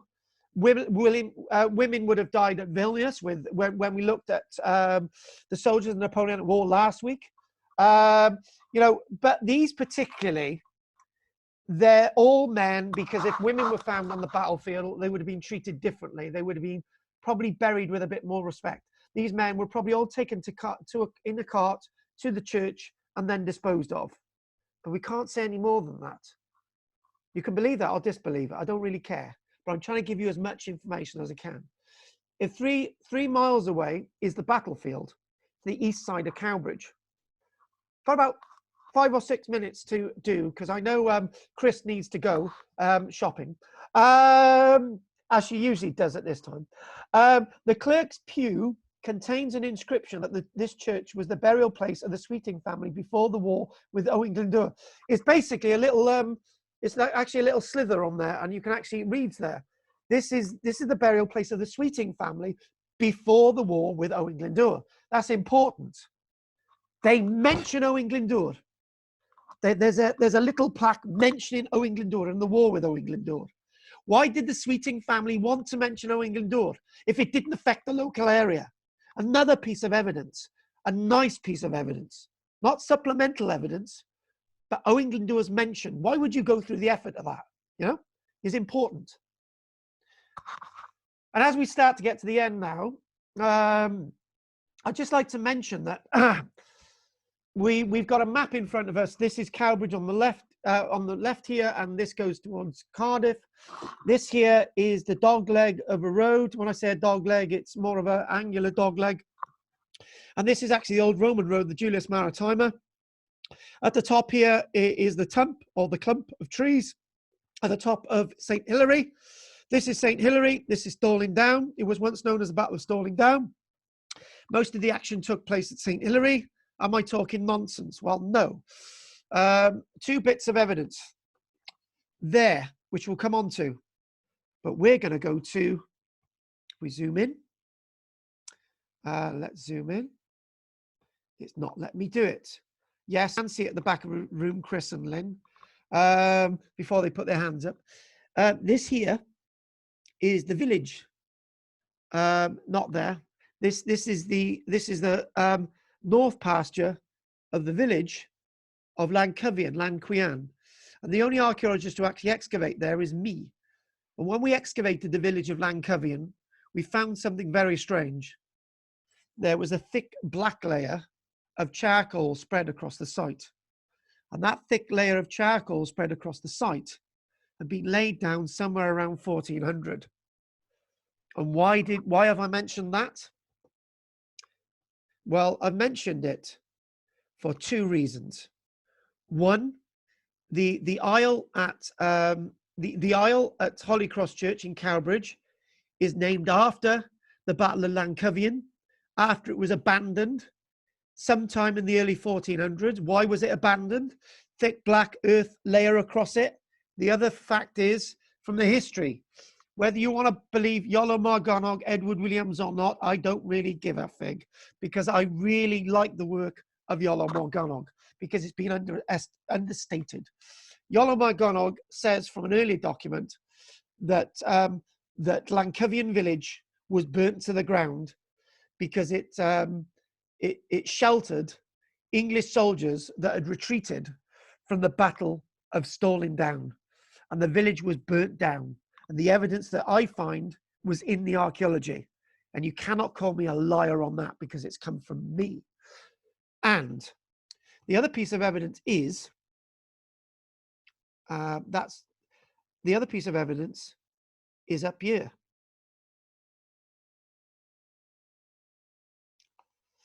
There, smack bang in the middle of the screen. As you go from Old Norm's Calf, I saw good old Norman the other day, gave me a good old wave. Used to run a wonderful calf there, Norm's Calf. That's where we used to go after the excavation every day. And if you drive down here, down the road, all the way down to a berthing, Abbothin, as some people call it, here there's a dogleg. And that dogleg goes around the burial mound. which is scheduled as a protected monument as a burial mound, whatever protection that gives it. It's a tumulus. Now that burial mound is believed to contain some of the bodies from the Battle of Stalling Down. Has it ever been excavated? No. We're assuming that the bodies in that mound are from the battle, but why not? So finally, I think we don't have many more images. We have a few more images left, more than I thought. So what we're going to do, hopefully nobody's got to leave. I know Chris has got to go and get something from the shop, but she's going to have to wait a minute before I let her out the room, because I'm blocking the doorway, projecting this on the door. Next, we're going to go to here, East Orchard Castle, St. Athan Airbase. For those that don't know where East Orchard Castle is, Roos and Abbot over here, Lanthanum Major over here, Cowbridge to the north, Cardiff to the east, Swansea to the west, and Bridgend. East Orchard Castle. Ruins of a manor house there. It's referred to as a castle. And there's a nice little story, which is one of those stories that shrouds the true reality of who Owain Glyndwr was and is. But before, a bit of archaeology. If you ever go to East Orchard Castle, which I know Andrea wants to go to with me and Keith, when we go to East Orchard Castle, that there is a medieval bridge and it's still standing. And that may have been a medieval bridge that Owain Glyndwr went across in 1415. And there's a story associated with Owain Glyndwr and East Orchard Castle. Story has it, a man, for the sake of argument, Owain Glyndwr, and his servant, the servant being a general, knocked on the door of the Lord Berkerall's. And the Lord opened the door, funnily enough, and welcomed the two gentlemen inside the house. Lord Berkerall was known for his charity and his hospitality. They all sat down at the feasting table, probably in this building, and they ate, they drank merrily, and the Lord invited his two guests to come on a hunt the next day. The gentleman with Lord Berkerall's, the taller of the two, with a beard, with a fork in it, exclaimed, "Who are you to hunt, or what are you to hunt?" And Lord Berkerall said with a smile, "We're going to hunt the rebel who's abound." And the gentleman smiled and said, "Well, is the offer to join you tomorrow?" And Lord Berkerall said, "I would be delighted if you joined me." But the gentleman says, "Alas, I knew that would be your question, asking me to join you. I cannot join you tomorrow, for I must be going." And Lord Berkerall's was disappointed. Lord Berkerall's gave him an open invitation. "Come back anytime. You are a true gentleman. More a gentleman than this brigand Owain Glyndwr." The next day, the gentleman and his servant left. And Lord Berkerall gathered his men together to hunt Owain Glyndwr, with hounds as well. A few days later, there was a knock on the door, with a letter with a seal on it. Lord Berkerall's went silent, opened the seal, and it was a letter from Owain Glyndwr. "I thank you for your hospitality." And according to legend, Lord Berkerall's never spoke again.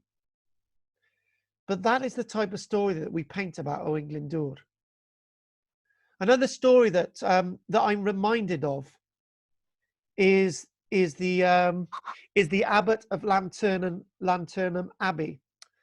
And the Abbot of Lanthanum Abbey one day sees Owain Glyndwr walking across the landscape towards Lanthanum Abbey, towards Newport. And he says to the gentleman who we recognise, the abbot, my friend, you are 100 years too early. And he said that to Owain Glyndwr, and that has been immortalised. This was 1415, and Owain Glyndwr was 100 years too early. Well, in fact, 60 odd years too early, because in 1485, a Welshman took the throne of England. Again, we have more images of this building. Is it linked to Owain Glyndwr? And we should give a talk one day on this building. And this building's linked to Owain Glyndwr. This is the majestic and beautiful Harlech Castle. My own story with Harlech Castle is that Michelle and I turned up one day.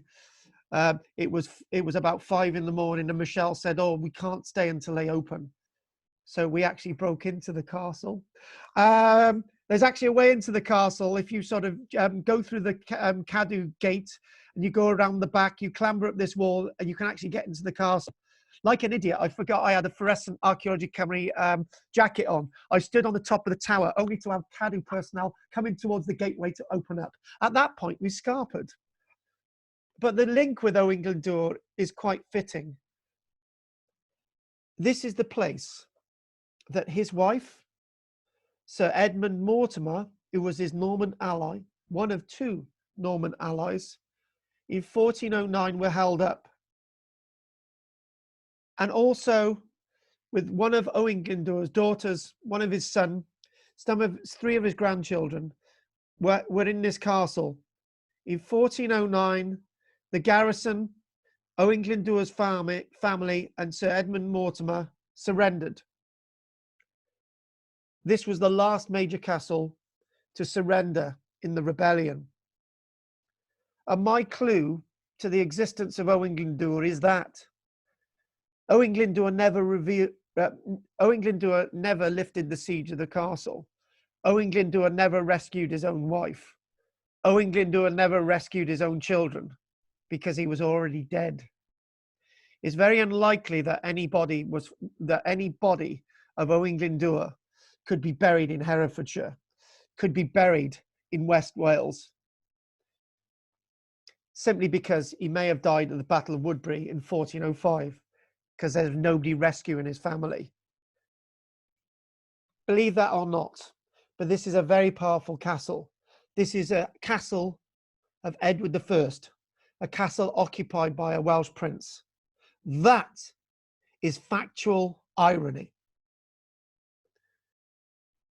Tell you another little story. This is Carnarvon Castle up north. And I know we're going over a little bit, but we're all at home. We've got nowhere to go. This is Carnarvon Castle. You think how did Owain Glyndwr capture Harlech? How did he capture Carnarvon? Subterfuge. And subterfuge is basically the way that lots of these castles were captured.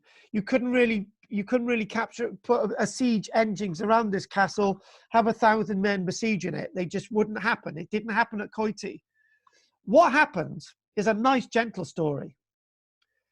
I think this also happened at Conway Castle, but Carnarvon Castle, the great castle of the great Edward Longshanks, Edward I, 1282 onwards, 1290. And what happened was around 1401. Owain Glyndwr had a spy in the midst of the castle. The spy in the midst left and said to Owain Glyndwr's army, which was very small in 1401, "You've got no chance of capturing this castle except for one way." On a Sunday, the whole garrison, all the men, all the archers, the lord, the custodian, go into the town and visit the church. And there are 2 guards to guard the whole castle. You simply go to the gateway, ask to be let in, the guards will open the gateway, and you will capture the castle. And that's how the castle was captured. Nobody died. This coming up to the end now. This itself is part of a horse bridle. This may have been touched by the hand of grace from Owain Glyndwr himself. This shows the coat of arms of Owain Glyndwr. And this was found in the archaeological excavations at Harlech. Owain Glyndwr, or his family, his army, was at Harlech because of this object. This is undeniable archaeological evidence. This puts good old Owain Glyndwr at the castle. A wonderful piece of horse bridle in gilt. What we have now is one or two final images. And we have one final image. When I was asked on Tuesday, I was asked a bit of history, and to be honest with you, if this was a history class about Owain Glyndwr, I'd need about 8 lessons, right? This has tried to give you some information. At times struggled, but enough to keep you researching and looking on with if you want to. It was decided in about 1402 that Britain was to be divided by the tripartite agreement into 3 sections. The northern section was to be run by Sir Edmund Mortimer.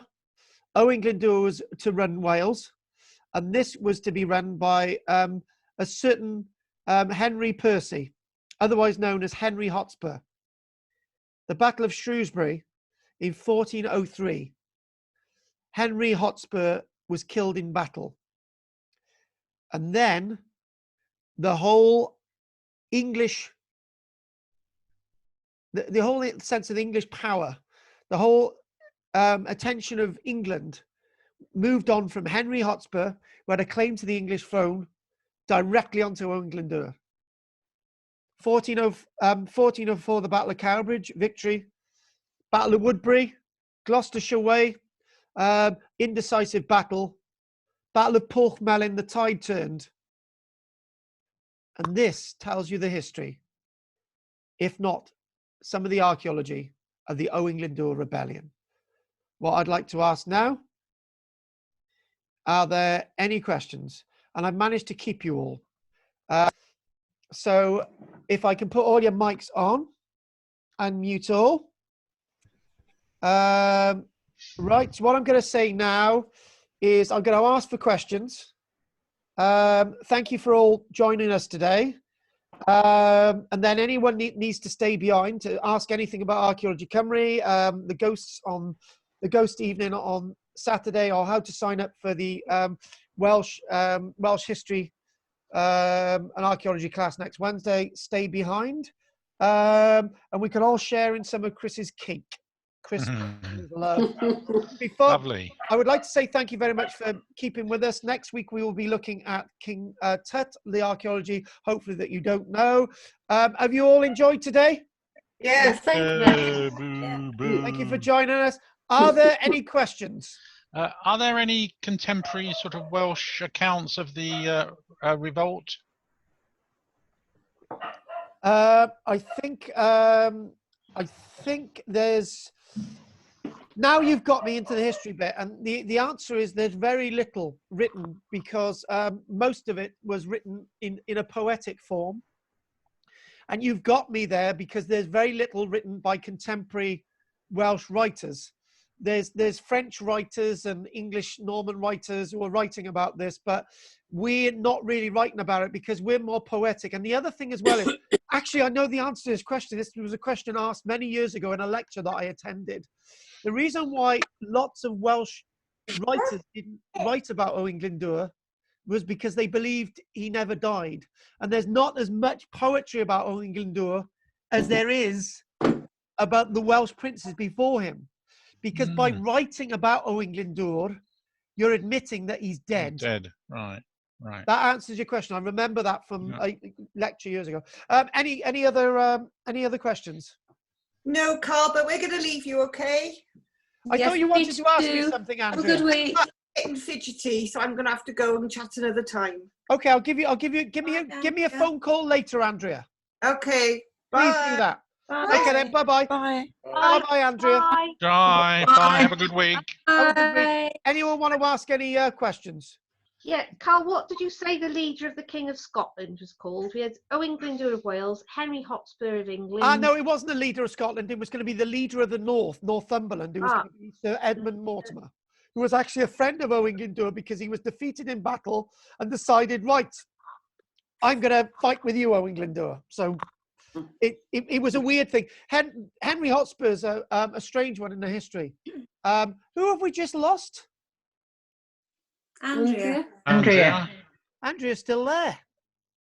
No, she's not. Oh, right. Okay. Right. Okay, carry on. What was the other question? Can you hear me, Carl? Yes, I can, Chris. Okay. Have I got a picture up? Well, we've never had a picture of you, even though I love you to bits. We've never had a picture of you. Oh, you're naked. How do I do it? Are you just user? Pardon? That's me. Basically, in the left-hand corner of the screen, it should have mute with a line, which you either put a line through, or there's another one called stop video, which you either put a line through or not. Yeah, I want the picture though, not the microphone. Yeah. Right. You try pressing stop video. Right. So start video. It's got. Yeah. Press that. Start video. Cannot start video. I think it's probably your technology. Failed to start the video camera. Okay. Thank you. but have you been seeing the images today? Yeah. Oh yeah. I can see you. All right. That's good then. That's good. That's then. bad. I don't know about that. Oh, thanks a lot. I love you too, lovely. You know. Right. So, what else have we got to say then? Nothing else. I'm hungry. Yeah, I'm hungry. But that place that you said, was it to visit? There was lots of research to do today, Carl. I think. Actually, places they wanted to visit somewhere with you. I wouldn't mind coming along on that if there's a day trip going. If places to visit in the East Orchard Castle, yes, we will. Everything will be changing when we come back anyway. Oh, so, of course, we can't go out at the moment, can we? But we will be taking on another person to help, and but I don't know anything more about that yet. But anyway, any other questions? No, just an that's fine. Thank Go you. on, Pam wants to say something. Yeah. Go on, quick. 2 observations. The Man of Kent, I thought, well, Owain Glyndwr went to Kent, but no, that's not right, is it? No. And you mentioned Kent Church. Yes. The Kent Church is near Abergavenny. So supposing, and it's just a supposing, he's buried near where he came from, which should be Abergavenny. But he didn't actually come from Abergavenny. He came from Sycharth in Glendoffrynnon. But the problem is, the story is, if he's Kent Church Abergavenny, and not the Mornington in Herefordshire, it swings in roundabouts where he's buried. But the Skidmore family knows where he's buried, but they won't let anyone. I think they'd probably be revered as a. But it would make a more major tourist attraction. It's very strange why they keep the body hidden. Some say that instead of going with me, that he died at the Battle of Woodbury, he may have died at the Battle of Usk. And the person that was identified as his brother, who looked practically the same as Owain Glyndwr, was in fact Owain Glyndwr himself. And his brother left the battlefield. That's said as well. If anyone got any other questions? No. Right, what I need to ask before we start saying goodbye to everybody, who needs to stay behind to have a chat about the other things? Say now. I don't think so, Carl. No, thanks.